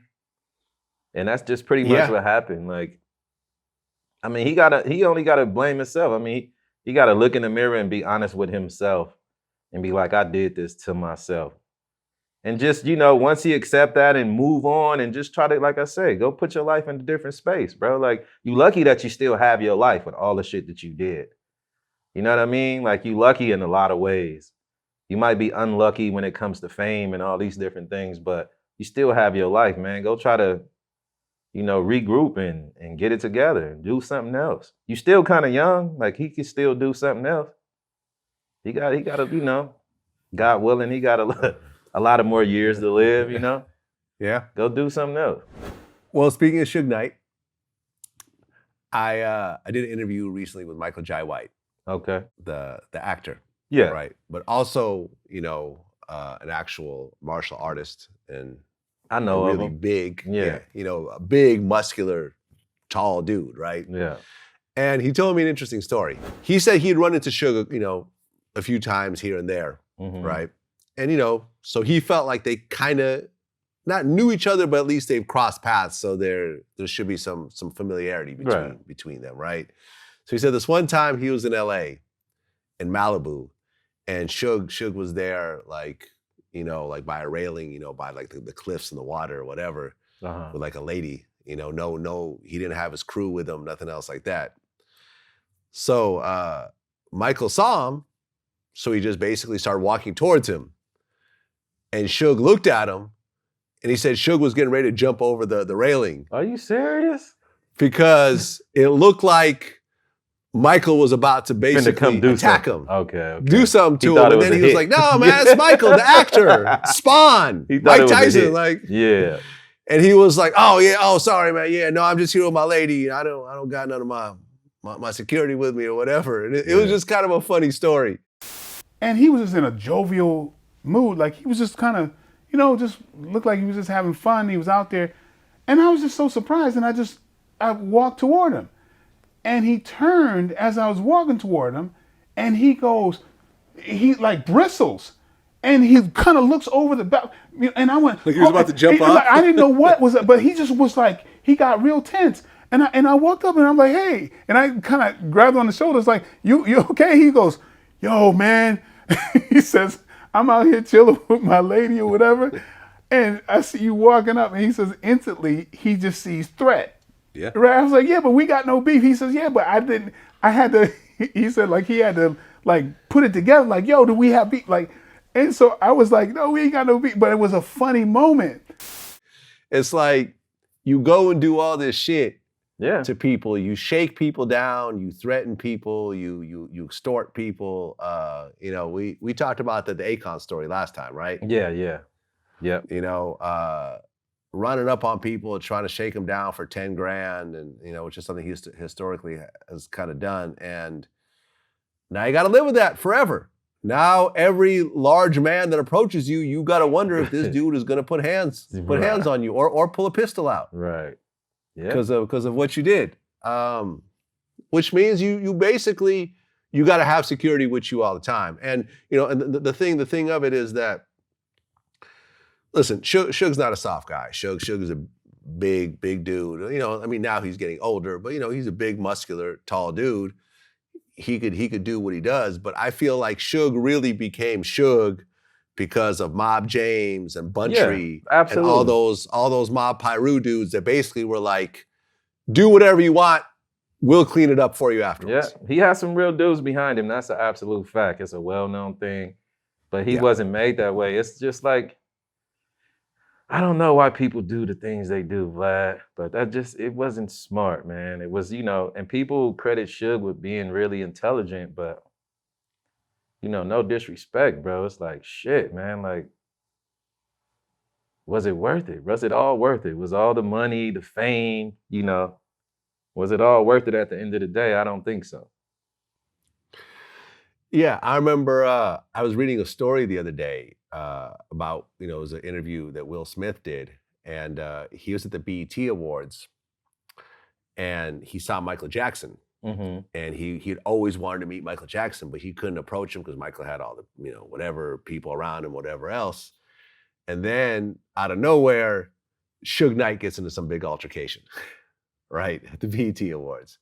So Will's security grabs him and threw him in this, like, you know, janitor closet to try to like just get him out the way. Right. So he's in this janitor closet, and you know, as his eyes are getting adjusted, he realized that Michael Jackson is in the same janitor closet as him. Whoa. Right? Because Michael's security is doing the same thing, right? Trying to get their client out the way. So they start talking, and they start talking about Suge Knight, and they're like, yeah, you know, Suge Knight always causing problems. And Michael Jackson said, you know, I just don't think he knows how to be happy. Yeah. Yeah, that's true. That's a good way to put it. Yeah. And most people, you know, who actually live in that space, that's probably what it is, you know, like they don't know how to find it, you know what I mean? And money and fame is just not doing it for them either, you know? Or unless they just evil people on the inside. You know, some people are just rotten too. You know, we can't excuse that. You know what I'm saying? Yeah, I mean, I remember when I interviewed DLC, and DLC goes way back with Suge. Yeah. Right? He originally, that's who brought Suge into the whole Dr. Dre Yeah, I remember hearing the story. and everything else like that. And I asked him about that. I said, what is it about Suge? He goes, man, honestly, he's like, I think Suge is just a deviant. You know, he was telling me this story. He was like, That's a good word. a deviant. Damn, and he was like, yeah. He's like, this one time, Suge was telling me about how he was, because I guess Suge played at UNLV, I guess, you know, for the football team, you know, in Vegas once again. And he was like, yeah, and I was in the shower, you know, showering with my teammates, and I pissed on the dude next to me. He didn't even realize it. And, you know, he said, and Suge thought this was the funniest shit ever. Like, yeah, and I was pissing on him. Like, come and DOC was like, I don't get the joke here. Like, I don't see why this is funny. No, you don't get it. I was pissing on him, right? And Suge was a big kid. He's a deviant. You know what I mean? Like, he used to tell stories about pissing on football players' legs in the shower and thought that was just the funniest shit in the world. You know what I mean? He was just a deviant. He just liked to do crazy shit and thought it was funny, you know? Right, yeah. Yeah, he's a fool, bro. Suge was burnt. Like, We call that burnt out in LA. Like he's burnt out. I just interviewed John Sally, and he was on stage at the Vibe Awards when Suge showed up, and one of Suge's guys ends up punching Dr. Dre, and then ends up getting stabbed by Young Buck. So Russell Simmons and I were standing here. Mm-hmm. We're standing, and we just happened to look this way, and then all of a sudden, Suge was right behind us. Yeah. And I said, "What's up? What's up, man?" He said, "What's going on over here?"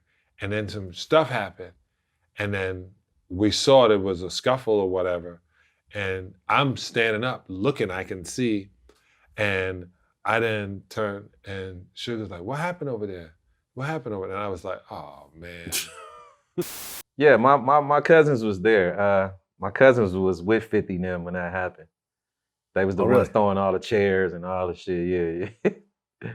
Okay. So I know a lot about that. Yeah. Mm-hmm. Yeah, and let me tell you, I know one of the guys that's connected to the Vibe Awards, and he said, and he was there as well. Suge was not invited. Right. So he showed up like 10 deep and just pushed the security out the way. And just decided to just walk in, knowing he was not welcome, knowing Dr. Dre was there with all their fucking history. And then, one of Suge's guys walks over to Dre, asks for an autograph. When Dre starts to sign it, he punches Dre in the face. Damn. And then, that's what happened. Yeah, I mean, shit. That's another one of Suge's tricks. Like, Suge was always pulling some shit, man. Like, he was like, I remember one time going to like it was some kind of industry event. It was like close to the airport at the Marriott Hotel. And when I was pulling in, like soon as I got there and was coming in off the street, Suge and two other dudes was beating this one dude up like outside the hotel, bro. And I was just like, damn. And I later on learned who it was. But yeah, every time I seen him, bro, like for the most part, he was always involved in some kind of controversy, yeah. What was he beating the guy up over? I'm not sure. They was bloods. It was some blood thing. It was something that, they was all the same, under the same thing, but they was out there fucking him up, bro. And as soon as I pulled up, as soon as my lights hit the front of the hotel, that's all I saw. They was out there mixing the dude. Like, I was like, damn. Yeah, I mean, listen, one of my, what I feel one of my signature interviews, in the history of my career in this company is the first interview with Mob James, when he's crying, during certain parts of the interview, because at the end of the day, all these bloods that basically, put their necks on the line for death row, all ended up getting killed by each other, going to prison, or just ending up dead broke. Yeah. But nobody walked away with nothing. And his own brother Buntry got killed by another blood. Yeah, that's sad. My sister with one of them dudes too, one of the ones who got killed. So yeah, I mean, and it's a lot of things that the public don't know, behind the Suge Knight story too. Things that happen in Compton. But like you said, he's probably a deviant, man. Like, he don't know how to be happy or something.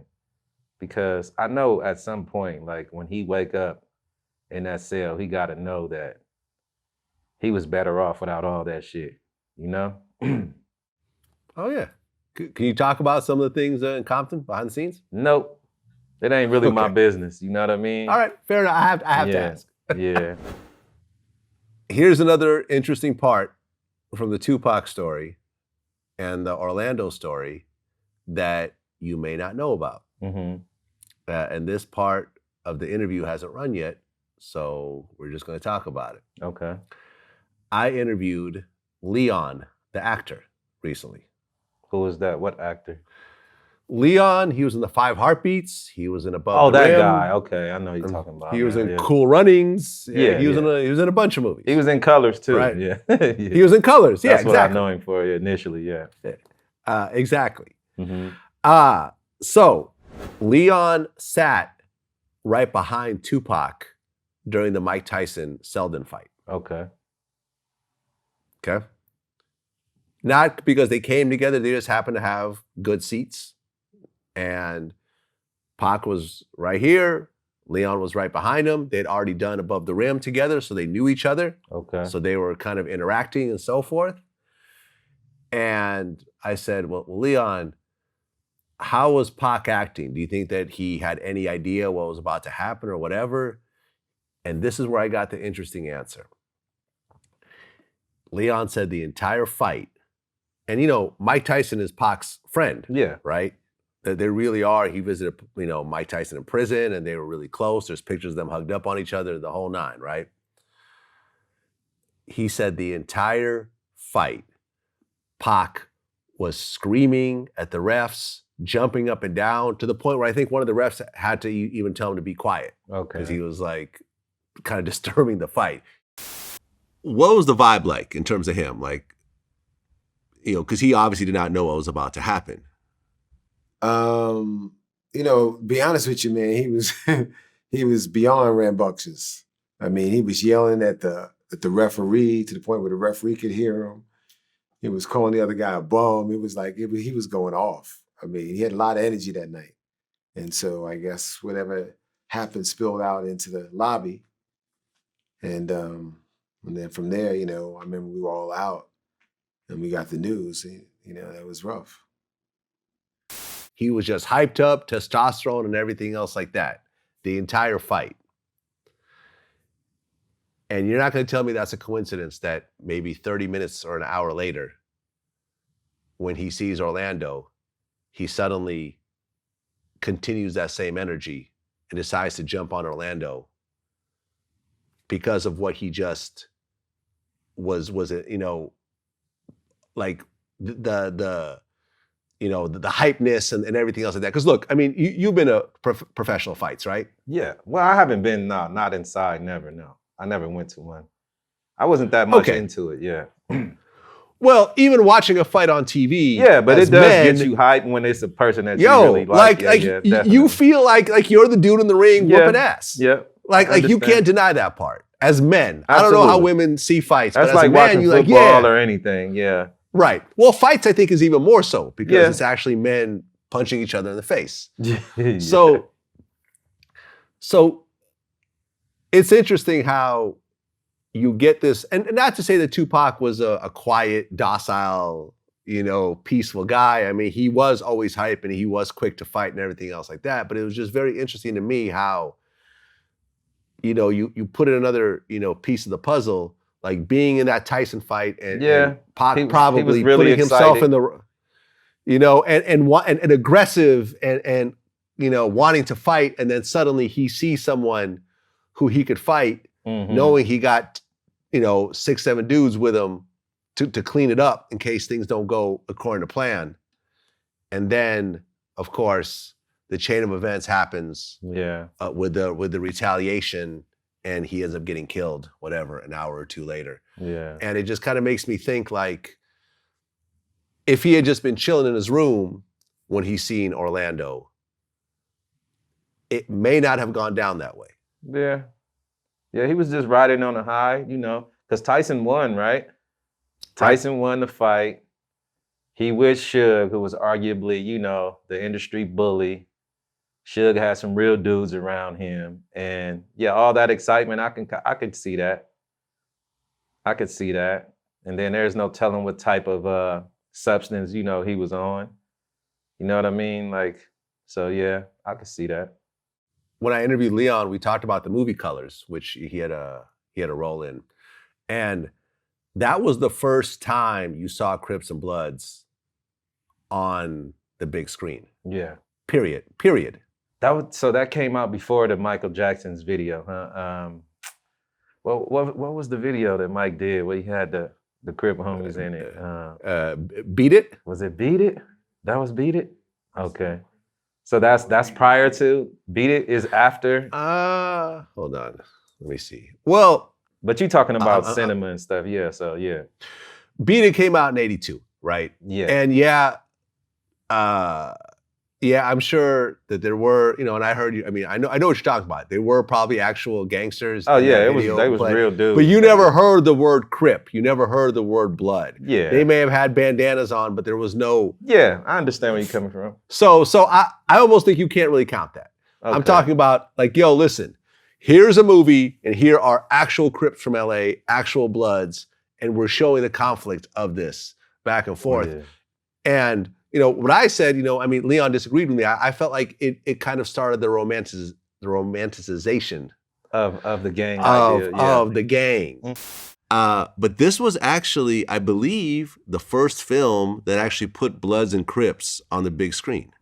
Yeah, it was the definitive gang movie. And from the soundtrack to the extras that were really gang members. And, as actors, Robert Duvall and especially Sean Penn, they get deep into their roles. And so was everybody else. And so that, when you have people at the top doing that, it makes for a very realistic movie. Well, I mean, like I said, you look in 2020 and you have Bloods and Crips in every state, in almost every country. Mm-hmm. Rappers are becoming Bloods and Crips after they become popular. It's in popular culture, and so forth. You almost wonder if it wasn't for that film, would that have happened, that phenomenon? Because there were so many other gangs around the country, but Bloods and Crips in particular, after that film, I felt like were romanticized to a certain degree. Yeah, that's an interesting way to look at it. I've never heard anyone say Bloods and Crips have been romanticized. So, but I don't really know if it's so much of it being romanticized as it gaining popularity as opposed to people wanting to have that name to whatever sect that they're part of. Mm-hmm. Because really, I mean, America has always romanticized the outlaw, whether it was Billy the Kid because I think or Al before Capone. that we had the Warriors movie. That was early Right. 80s, huh? Or was it late 70s? But that wasn't based on. It That wasn't wasn't based on real Crips and gangs. Bloods, Like but it you was didn't see no one with face paint and baseball bats. Like these were actual gangs. And now, you got this theatrical movie. It was a big actor like Sean Penn and everything else like that. And it almost makes you think, right? If it wasn't for that movie, would there still be Crips and Bloods to the extent that you have internationally, all around the world, in every state, damn near every city, if it wasn't for that movie? Maybe not. I don't know. But I do know that even the reason why they're in different states too ain't just because of the movie though. Crips and Bloods actually, we got family from, even though we might be based in LA, we are related to somebody outside of California. And a lot of us used to go back and visit our family and just be who we were. And by virtue of who we were, how we dressed, how we talked, just people gravitated towards that too. So it started on a bunch of different fronts, but I'm sure the movie had big influence also, yeah. Well, what I'm saying is there are lots of other gangs out there that are still around today, that were around back then. Like, look at the Latin Kings. Yeah. A very large organization. Look at the Black Guerrilla family. Gangster Disciples, all that. Look at the Gangster Disciples. Yeah. Look at the Black Disciples. Yeah.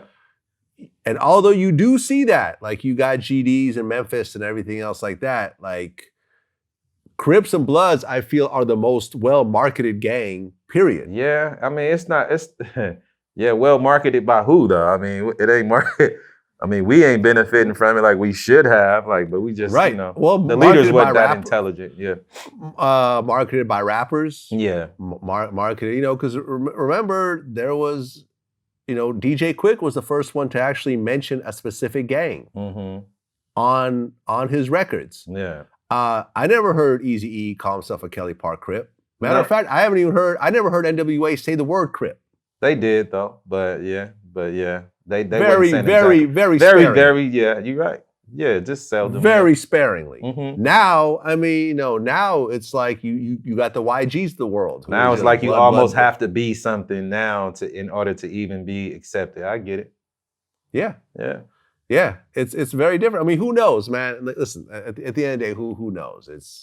history happened, and it's now part of history. But Right. you know, someone had to say, okay, I'm going to invest millions of dollars, and you know, because originally that movie, I actually looked it up, was originally set in Chicago. Okay. And it was going to be completely different. And then by the time it got, you know, the studios got into it, they're like, this ain't going to work. You know, why don't we base it in LA? Okay, well, if it's in LA, then we got to use these gangs. And then boom. Yeah, because the people in Chicago probably wasn't gonna go for that shit because they, you know, they way well more organized and they had a hierarchy and a you know, they was up under a command and shit that they had to follow. So it probably wasn't gonna work there anyway, you know? Yeah. Well, it's 27 years since Eazy-E dropped Real Compton City G's. Yeah. With you and Dre Style on it. Yeah. And I remember I talked to Mob James about that song and how the Death Row crew felt about it. And they were like, yeah, I mean, they felt the effects of that song. Mm-hmm. And, you know, because they kind of went at Eazy first with Dre Day. Yeah. But, you know, it's still, in 2020, still one of these iconic, classic songs. Yeah. Yep. Somebody called me earlier. They was just excited that the person next to him in the car was playing a song and they just felt the need to call me. They had to tell me that somebody's at the stoplight playing your song. I'm just like, damn. But you know, that song made history. We made history with that joint, man. For sure. When that song dropped, what was the effect of it like in LA? Bruh, it was crazy. Like, just like I say, doing the video, Vlad, you know, like we were all around. We were mainly in Compton, but we was all around LA too. And people was just hearing us record the video. So you know how a video shoots to have the loudspeaker that we have to hear in order to mimic the lyrics and shit. People was hearing it come out the speaker, and it was just every day of the video was more people and more people and more people, like just piling up. They was going crazy for that shit. Like, it was like, you know, and for me to be that young, like, cause I didn't, doing it in the studio, hearing it so many times, it kind of like, it was kind of wearing on me a little bit. But every time somebody heard it I remember DJ Quick first came in the studio and heard the damn song. And he was like, he told Eazy, he was like, that's it. He was like, that's the one right there. And I believe that influenced his, you know, his decision to put it out first and stuff like that. But yeah, a lot of people was like, that shit was banging. Yeah. Yeah. Yeah, I mean, DJ Quick is a musical genius. Absolutely. So you got someone like a Quick saying, that's the one. Absolutely. You have to pay attention to that. Absolutely. You're the Jerry Curl back then, right? Yeah. Yeah. Yeah, I did. Yeah. Was there a moment where you decided to abandon the Jerry Curl? Nah, man. It was just, you know, times and fads change. You know what I'm saying? Different trends change. And the older I got, it was just I was getting it all up well until my early 20s, like maybe like 20, 21 years old. And I don't know, my hair just got so long, you know what I mean? Like, it just didn't make sense to have a curl no more. Like, my hair was just, it wouldn't even looked right, like having the shit hang way. My hair was really long, Vlad, like you couldn't really tell, but my shit was very long, and I just grew out of it pretty much, you know what I mean? And it just wasn't the thing no more.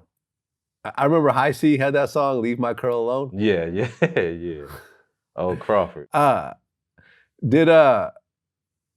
Did Michael Jackson lighting himself on fire in the Pepsi music video or a commercial, did that sort of have an overall effect on Jerry Curl's Hell nah, bro. Hell no. Nah? Hell no. Nah.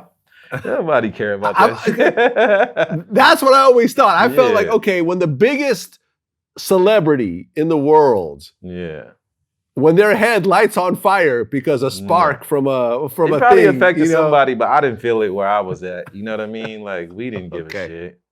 You know, I mean, he was right up under some shit, though. Wasn't he right up under some type of... It was like pyrotechnics or whatever. Yeah, exactly. Like, literally, so, his head, you didn't have his to have head a Jerry burst into curl. flames. Anybody here would have caught on fire. You know what I mean? Like, no, but the Jerry curl will make woof. Nah, man. Hell no. Wait, you're talking about Jerry curls aren't flammable like that? No, I don't believe so, no. Oh, really? Yeah, it ain't, because it ain't chemical. Like, the only chemical process is when you get your hair did. Everything else is just like activator and shit like that. It's not, hell no. It's a funny idea, but no. Okay. But I know a lot of the that was hairspray my that people theory. use, like women use and shit like that. I know that shit is flammable because I used to actually, I think I used to get my mom's and I used to like put the lighter in front of it and make a big ass torch, like. So that shit is really flammable. Yeah. Well, according to this article, they're saying Jerry Curl is flammable and accelerated the fire, with Michael Jackson. What article, man? Where you be finding these articles? Where you finding these articles at, bro? But I don't know. I mean, it never happened to me or anybody that I know of. You feel me? So I don't know. Yeah. Well, I mean, it is what it is. Mike man. probably has some special shit in his head. You know what I mean? Yeah, I'm sure. I'm sure. Megan Thee Stallion, she did "Girls in the Hood," where she sampled Boys in the Hood. Boys in the Hood. And then SOBRBE, they did the song Calvin Cambridge, which was kind of a play off the Boys in the Hood beat as well. I don't know if you heard that or not. No, I haven't. You should check it out. It's a dope song. Okay. It's one of their one of their top 3 big songs. And you look at, for example, Calvin Cambridge, that's Boys in the Hood, Easy E. Essentially, it's a reworking of that beat. Yeah. And when you look at some of your newer shit, it's the same kind of old school kind of, you know what I mean? Like 90s, late 80s, 90s kind of hip hop. Yeah, for West sure. Coast kind of hip hop vibe. Why is it that type of music that really draws you? I ain't gonna lie, I don't know what it is. That's what get my blood pumping. You feel me? Like when I hear them type of beats, like an old school instrumental, I ain't gonna lie, that shit make my adrenaline rush. Yeah, cause I mean, my people even had reused it. They never put the song out or nothing like that. But I think it's a dope thing to do. Like a lot of those songs from back then that went over well for new artists to revamp them and do them again. I think that's smart. Cause Boys in the Hood is one of those beats you just can't get out of your head anyway. Like that shit gonna always be dope. Like even right now to this day, if I'm in a club and that song comes on, the whole fucking club goes crazy, bro. Like people could be sitting down and just, talking and shit. And when that song come on, everybody jump up and start singing it. It's a dope ass song to redo for sure. Yeah. I mean, just recently, Tory Lanez, he dressed up like Eazy-E for Halloween. Oh, that's dope. Did you see that? No, I didn't. Hold I on, don't I'll be show you. following all them people, man, and all that shit. I hear about it, but I don't be into it like that, Oh, that's tight. That's tight. He looked more like the actor, though. He looked more like the dude who played Easy than Easy, but yeah. Yeah, I feel you. I feel you. What did you think? Because one of the things when I interviewed Lil Easy was his disappointment that he didn't get to play his dad in the movie. And from what I understand, you wanted to be in the movie to play your dad. Oh, yeah, it would have been great. Terrific, yeah. You auditioned for the movie? Most definitely. A couple of times. I was called back 2 or 3 times. Why do you think you didn't get the role? Because you look just like him. Ice Cube's son, who also looks like Ice Cube, got the role, but you didn't end up getting the role. I'm a realist, what I mean? It's nothing people could take away. I was, was told that you needed a more polished actor at the time to play the most important role. I was disappointed by that too. He should have had first dibs. You know what I mean? He should have had first dibs. I think they rushed that whole thing. You know what I mean? And just did it because, whatever they had in mind, man. But yeah, I think he should have been in that position. I agree. Yeah, well, I think it kind of came down to the actual acting ability because Cube's son, I think, took it very seriously, and Cube probably had him in acting class. Because look, I mean, that look was at his Cube's, first movie, though, right? Wasn't that? It was. Yeah. Yeah, and I don't think his acting was all that. I mean, like, I don't know, man. Like, I don't think none of that acting to me was like phenomenal or anything like that. I wouldn't put him in no category of like a Denzel or Chad Boshwick or something like. I mean, they did pretty well. I think it was more the hype of the movie and the fact that it was NWA. A lot of that shit had to do with it. The beginning of the movie was the dopest shit to me, if you ask me. Yeah. The battering ram scene, like that shit was awesome. Everything else was kind of like overhyped up, but that shit was dope. They should have had more real shit like that in that movie, like as opposed to just concerts and, you know. But whatever. I mean, I liked it better than the Tupac movie. Yeah, yeah. Well, yeah. I agree. Yeah, I agree. Yeah. The budget was bigger. Shit. Yeah, I just thought it was a better film. Yeah. It was thought it was a definitely better film. some Hollywood shit. It was dope. Overall, it was dope. Yeah, I liked it, man. I liked it, and I think that you know, I hope to see more hip hop historical films. Absolutely. You know, I mean, I like the Tupac movie as well. I'm not saying it was a bad movie. I think that was rushed and it wasn't. It done was. as well as I it think could they have should have did a series instead of a movie because Pac life is so dynamic. You know, it was hard to capture all of that shit, even in WA. Because I think they finna do a movie just on Easy now too. That's Really? what I keep hearing. Yeah. Yeah. That'd be awesome. Yeah. I'm here for it. Yeah, me too. I just hope they do him some justice this time, you know? You know, we spoke about Tory Lanez. What do you think about the whole Tory Meg the Stallion alleged shooting situation? I don't know, man. I mean, I just think it's sad. I hope it didn't happen the way it is being said. You know what I mean? Because I don't agree with harming a female, like, under no circumstance, bro. Like, I just don't agree with that shit. I don't know, man. I just think it's sad. You know, kind of fucked his career up. You know what I mean? To a certain degree, like, kind of put him cross with a lot of people that probably respected him prior to that. But I just don't, you know, I hope it didn't happen like that, man. Because he's denying it pretty much. She's saying it happened that way. And it's some sad shit. I don't agree with, like, hurting no female, though, at all. Like, I'm not with that shit. I'm not with it either. You know, I don't think you should ever put your hands on a female in any type of argument or anything else like that. Although I will say, there's always a reason to shoot somebody. Okay? Yeah. Male or female. There's always going to be a reason, you know, where it's self-defense.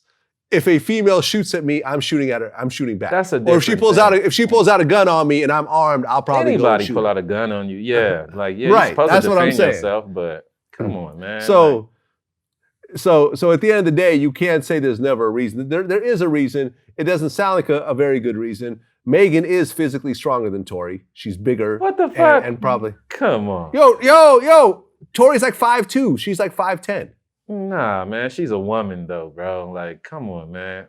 Just biologically, hell no. She could I don't whoop think she's Tory's stronger than ass. a midget, to be honest. Like, I think physically, man, like, we just God just gave us a little more strength than the female species, bro. Like, there was no reason to shoot that lady, bro. Like, unless she, like you said, pulled a gun, but we ain't hearing that part. Well, number one, let me tell you, there's a woman out there that could beat your ass.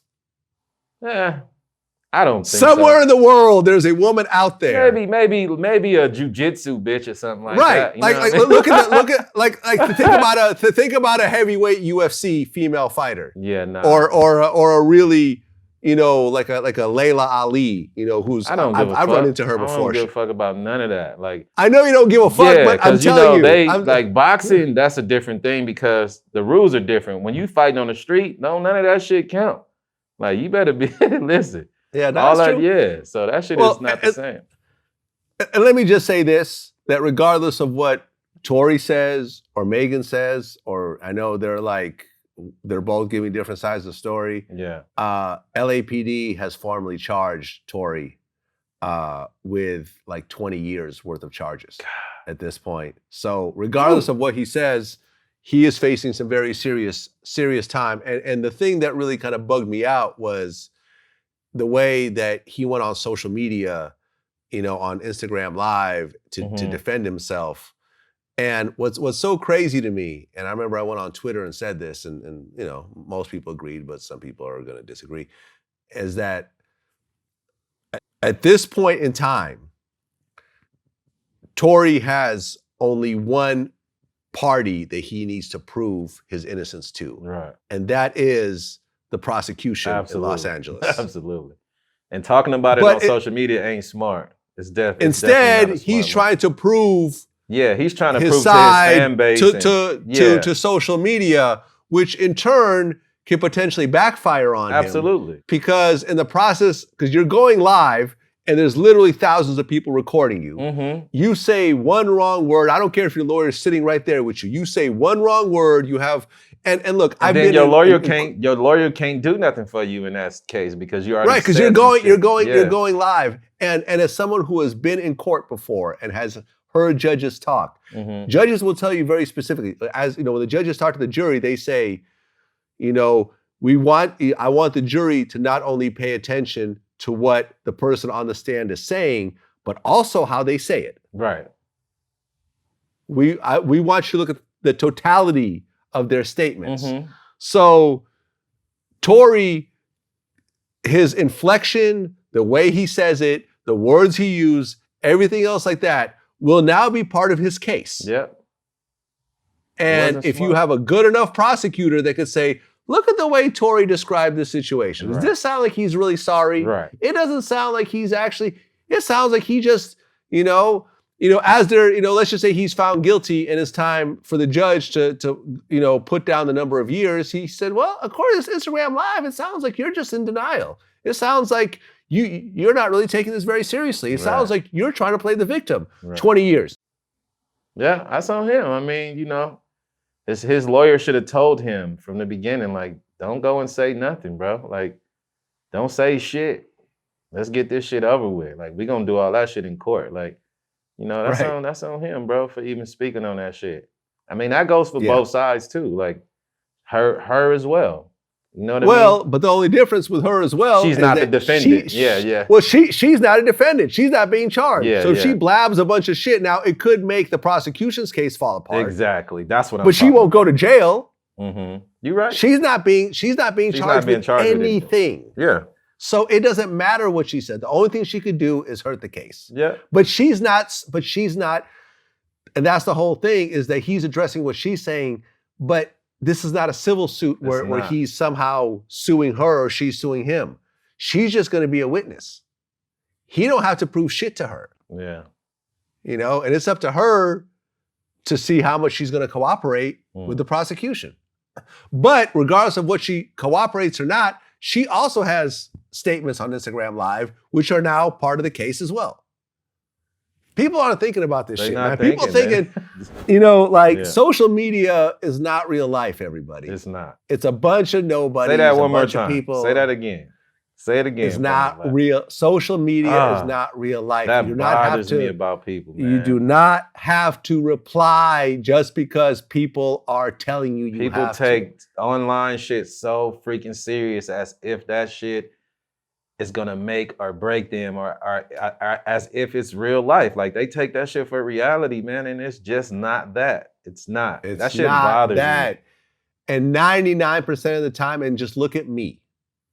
I don't answer to shit. Right. I don't care if you're going at me. I don't care if you know me. I don't care if you're making videos. I don't care if other people are making videos and memes or whatever else. And people like you got to answer. How do you not answer? I don't answer shit. Yeah. All I do is continue to do my work.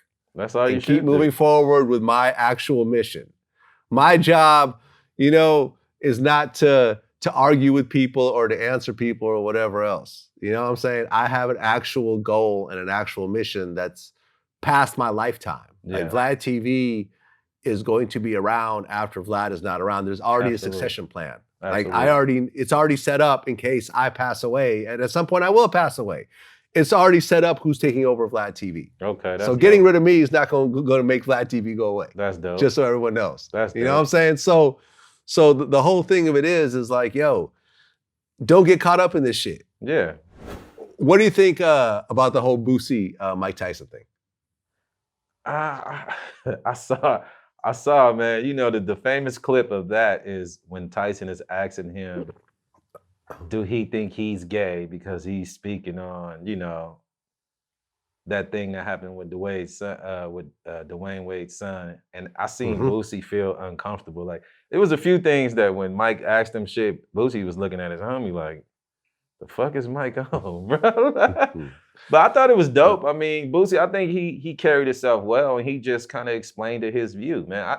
I don't see Boosie gay bashing and things like that. He just spoke on something that hit home with him as a person who have young little boys, you know what I'm saying, children and stuff. Like, I agree with him 100%. I agree with him 100%, bro. I would never encourage that when a kid is that young. I would, you know what I mean? I just wouldn't do that. I wouldn't. Like, personally, I wouldn't do it. So I agree with his stance on it. And I think he handled that interview pretty well because Tyson is kind of like, he don't really have no filter. You know what I'm saying? Like, he just say shit. I don't think he thinks about half of the shit that he says, bro. Like, you know what I mean? Like, he don't really care how he say it. But it's like some of that shit was coming off a little creepy, you know? Well, I saw an interview with TMZ where Mike kind of talked about the background of that interview. And what had happened was when Tyson's daughter, who I'm assuming is a lesbian, or is just very, very strongly, you know, has very strong feelings about gay rights. When she found out that Tyson's interviewing Boosie, she flew out to LA in order to confront Boosie about it after the interview. So this was already in Mike's head that, hey, my daughter is offended by Boosie's comments. And, you know, he even said, he goes, yeah, you know, I was really hoping that when they do have that conversation, it's going to be civil because he doesn't want to have to do something to Boosie. And, you know, I mean, it's Mike Tyson, you know, and but it's his daughter. So, you know how it is. It's like, you're not going to let your daughter get disrespected. So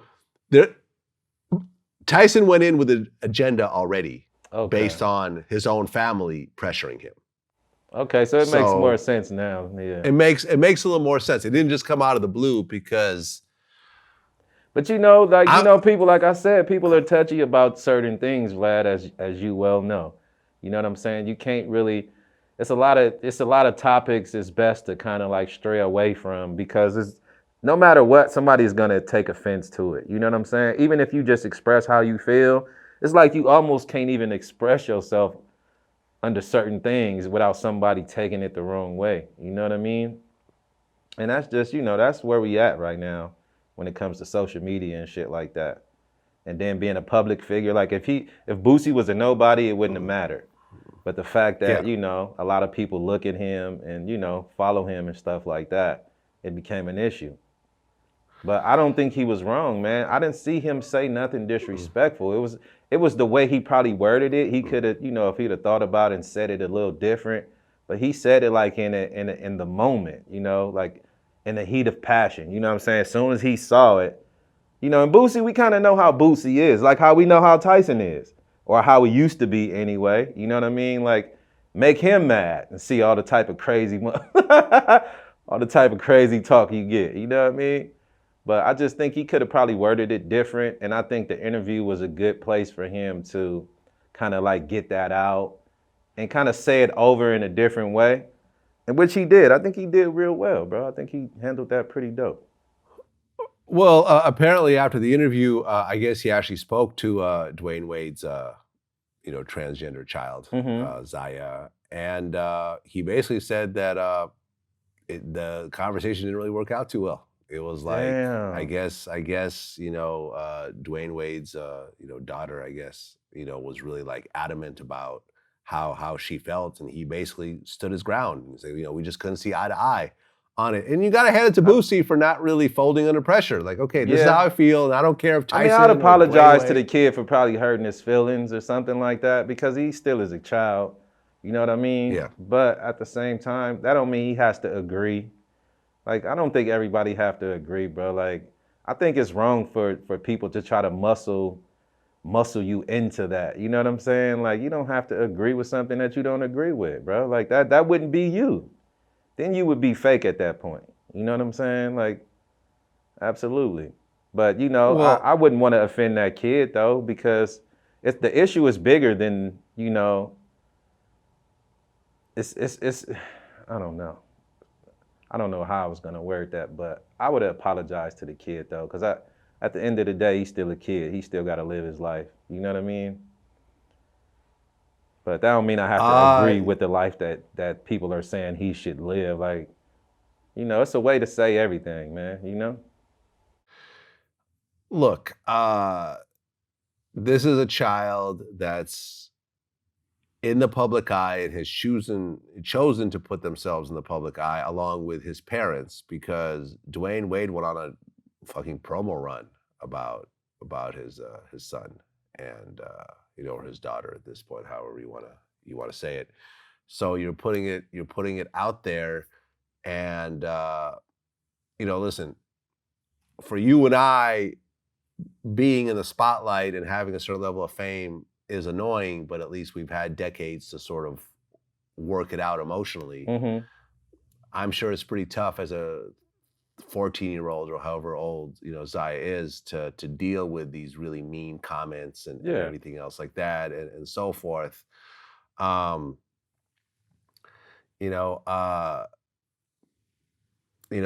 feels the way he feels, and you know, I think that what you get these days in 2020 with cancel culture is that everyone feels like they have a little more power, or a lot more power than they actually have, right? They feel like, you know something, if someone says something I don't like and it goes against my values, and I could get a bunch of other people who have the same values as me, we're gonna get this person canceled. Right. And they'll just be gone.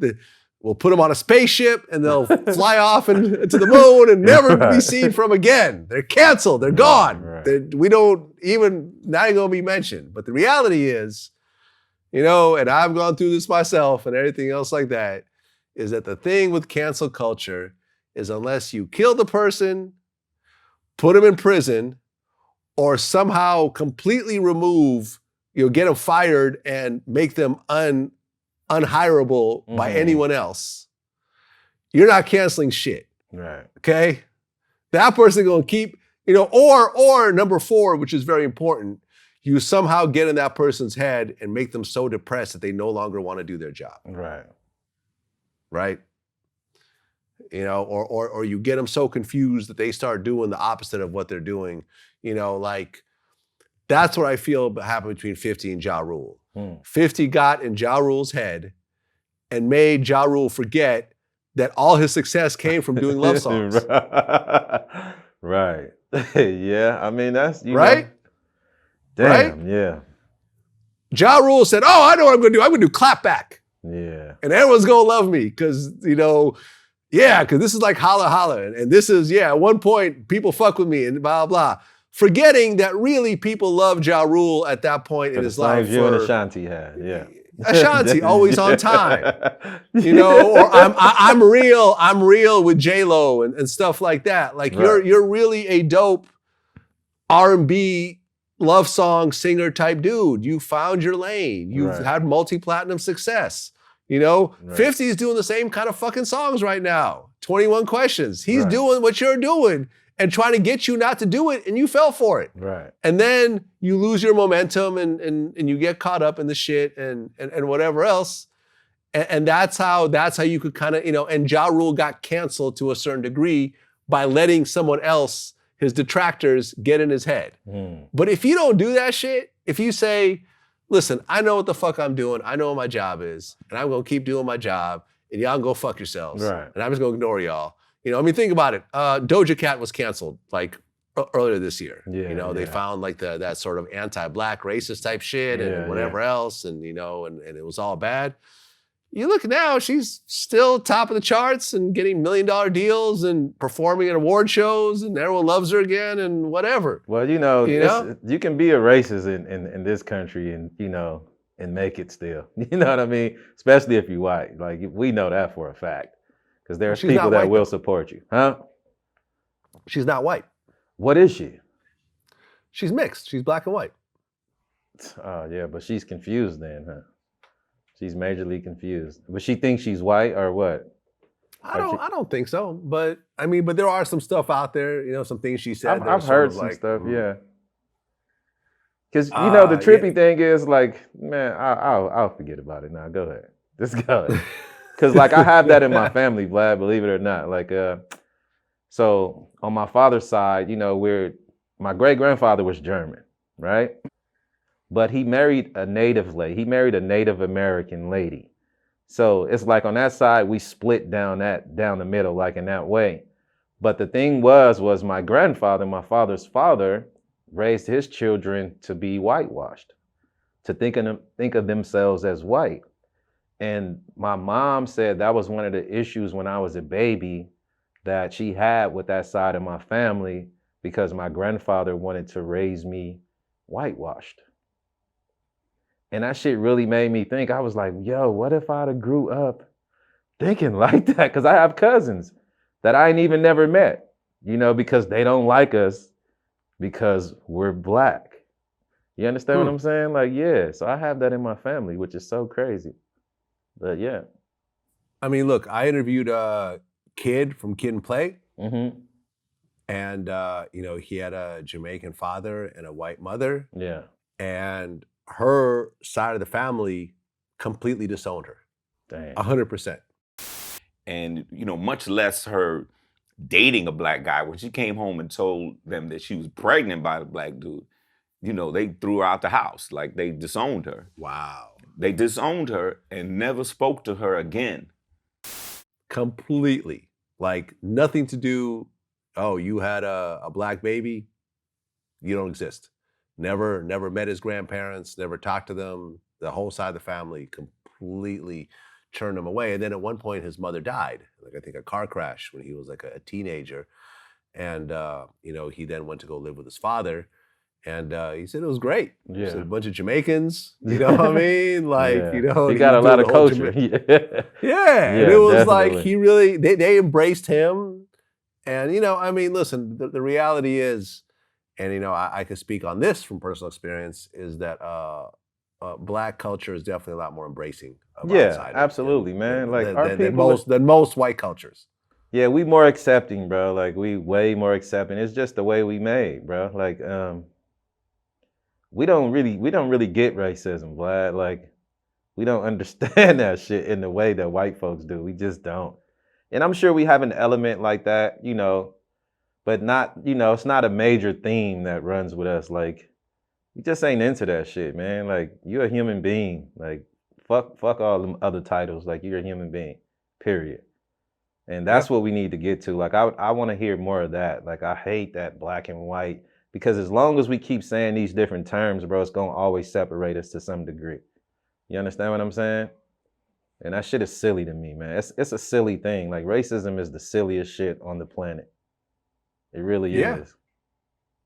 I mean, you know, and that was really, you know, people ask, like, why, you know, Vlad, why are you so into black culture, and why do you only interview black people, and, you know, and hip hop and everything else like that? And I mean, the real reason is what I think is that growing up, being in elementary school,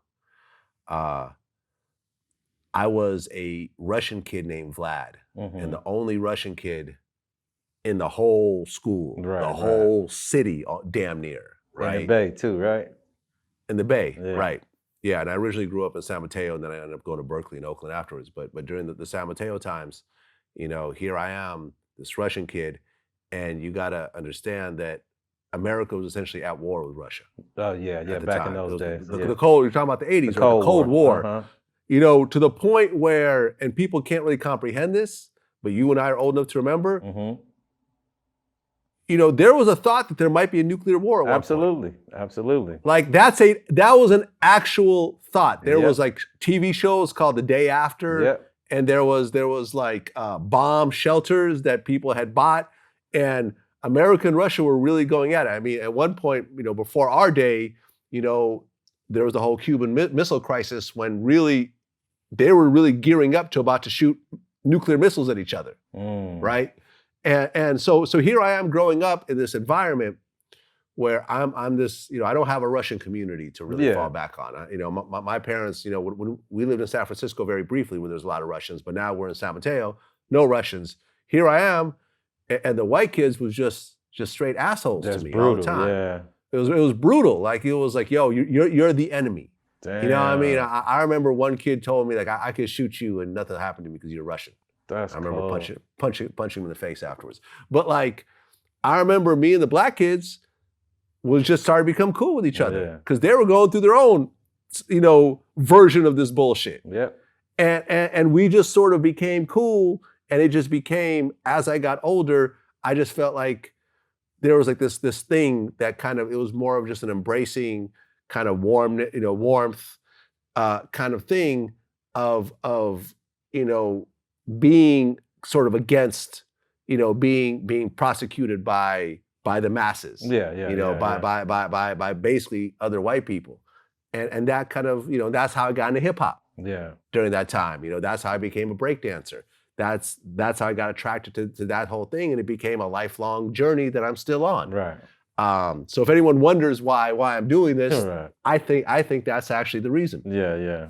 And yeah, man, and it's one of those things where I never really felt being Vlad, because that's my real name. I never felt really accepted by the white community. You know what I'm saying? And I'm cool with that. I never wanted to be accepted by these motherfuckers. Anyways, they weren't like me anyways. I was an immigrant. I was an immigrant kid. I wasn't born in this country. I was a Jewish kid. Which had its own form of racism as well. So it's kind of like, yo, I'd rather fuck with people who are going through something kind of similar as me. Not completely the same thing, because at the end of the day, I still have white skin and I can still blend in and everything else like that. I'm not saying it's the same thing, but there are some similarities. Absolutely. And that's kind of what happened over the years. And at 47, it just is what it is. It is what it is. Makes it sense. Is what it is. Makes a lot of sense, man. I'm glad you explained that, because I'm sure a lot of people did want to know, for sure. So when you started DJing, you got straight into hip hop, or was you doing?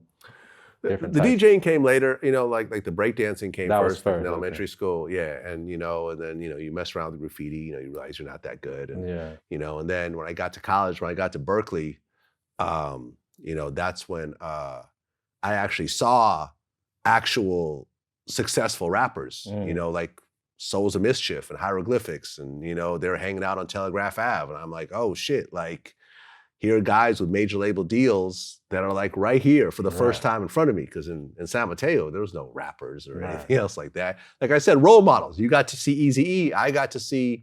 One thing I envied about the Bay is that they were always thinking entrepreneurial too, like when it came to, because like when I first got to the Bay with Eazy, it was, people had their own magazines, bro. I'm talking about these dudes are like unknown people. 4080 was one of those magazines. Yeah, bro. It was that, like, all that shit was inspiring to see people like pressing up their own CDs and shit. Like, when down in Southern California, we had no idea how to even do most of that shit that we seen young people in the Bay doing. Like, I thought that was really awesome, bro. Like, on the real. Bay just has a hustle mentality. Me and Kamaya were talking. No, we do too, but it's just that it's something about the Bay that's a little bit unique. It's different. Yeah. Well, because unlike LA and New York, that has actual industries, movie industries, major labels, all that type of shit. Bay ain't got none of that shit. Okay. So we had to just kind of make our own. We had to make our way. own little independent labels, and we had to. But I think too, I also think too that I think y'all knew that to be the boss was the smartest thing too. You know what I mean? Like, it's something to that, bro, because it's like people was making their own deals. Like people was like 40. I don't think 40 ever even signed to a label, huh? As an artist. He was on Jive? He signed a Jive. No, he signed a Jive. Okay. I just interviewed him about that. But before he signed a Jive, he had, Sick With It Records was already popping. But that's what I remember. See, I remember that. That's why he had that. Like, I think it was like a $6 million deal with Jive. Yeah, that's dope. Exactly. Yeah, the Bay just has we just have more limited resources. That's the whole thing. So when you have limited resources, you have to try to create something on your own, and you can't. There was no signing to a label in the Bay. I mean, even Souls of Mischief signed a Jive. Like, you know what I'm saying? Like, you had to just make it on your own, and you had to just figure it out. And you know, but you know, in terms of me, yeah, you know, being in the Bay, seeing these rappers, seeing these role models, I started making beats, and I stuck with that for years and made a few demos. But I just realized at one point I wasn't never gonna be Dr. Dre. Yeah. You know, so what's the point? Yeah, Dre is special, man. I mean, shit. Yeah, but I figured if I can't be Dre, then why even bother devoting my life to some shit like that? Yeah. Right? Whereas I got into DJing. I mean, look at Soulja Boy. I mean, he made some hits. I mean, you just don't know, man. Like, it's hard. No offense to anyone else who does it. For me, yeah, I all felt I'm like saying if is I didn't have. The thing about music that I do know, Vlad, is like sometimes you don't know what's gonna work, bro. You understand what I'm saying? Like you might think you do, but a lot of times you don't really know. So I think if you'd have stuck to it, you would have had some type of success. You know? Maybe. Yeah. Maybe. But once I got into DJing, that's when I actually saw the success very quickly. Okay. You know, I mean, it was like I became a natural. It was like I just felt I was more of a natural at it. And then look, once I moved to New York, I became one of the big mixtape DJs. I started winning all the awards for the Tupac rap phenomenon and like the mashup of the year and all. I got all these trophies at home still. That's dope. Like, was you on this? Was you on this little rap channel, Black? I think the first time I saw you, they used to have Hip Hop on Demand. Yeah, Russell bro. Simmons It used to be on like shit. Channel 3 back in the day and shit. Yeah, man. Everything. VladTV, I was putting out DVDs. Before Yeah. VladTV, the YouTube channel, I was putting out DVDs, man. So all these people who are saying I need to be canceled and who gave me my position, motherfucker, I've been grinding this out for like 20 years without any cosign, without, shout out to Peter Rosenberg, but he got a job at Hot 97. He got put on the morning show at Hot 97. Yeah. And he got put on and that, and he took advantage of it. I never had any of that shit. Yeah. I've never gotten a cosign. I did it on my own from, the whole time. Yeah. And yeah, you know what I'm saying? Yeah, that's commendable shit. Thank you. Dope. Thank you. BG Knocc Out, always a pleasure, man. Yes, sir. I'm glad you're doing well. Man. Again, my condolences about your mother. Thank you, bro. Appreciate it. My extreme condolences. Same to you, to your pops. Thank you, man. Yeah, Thank sure. you. Wish you all the best, man. Until you next too, time. man. Take care. Peace.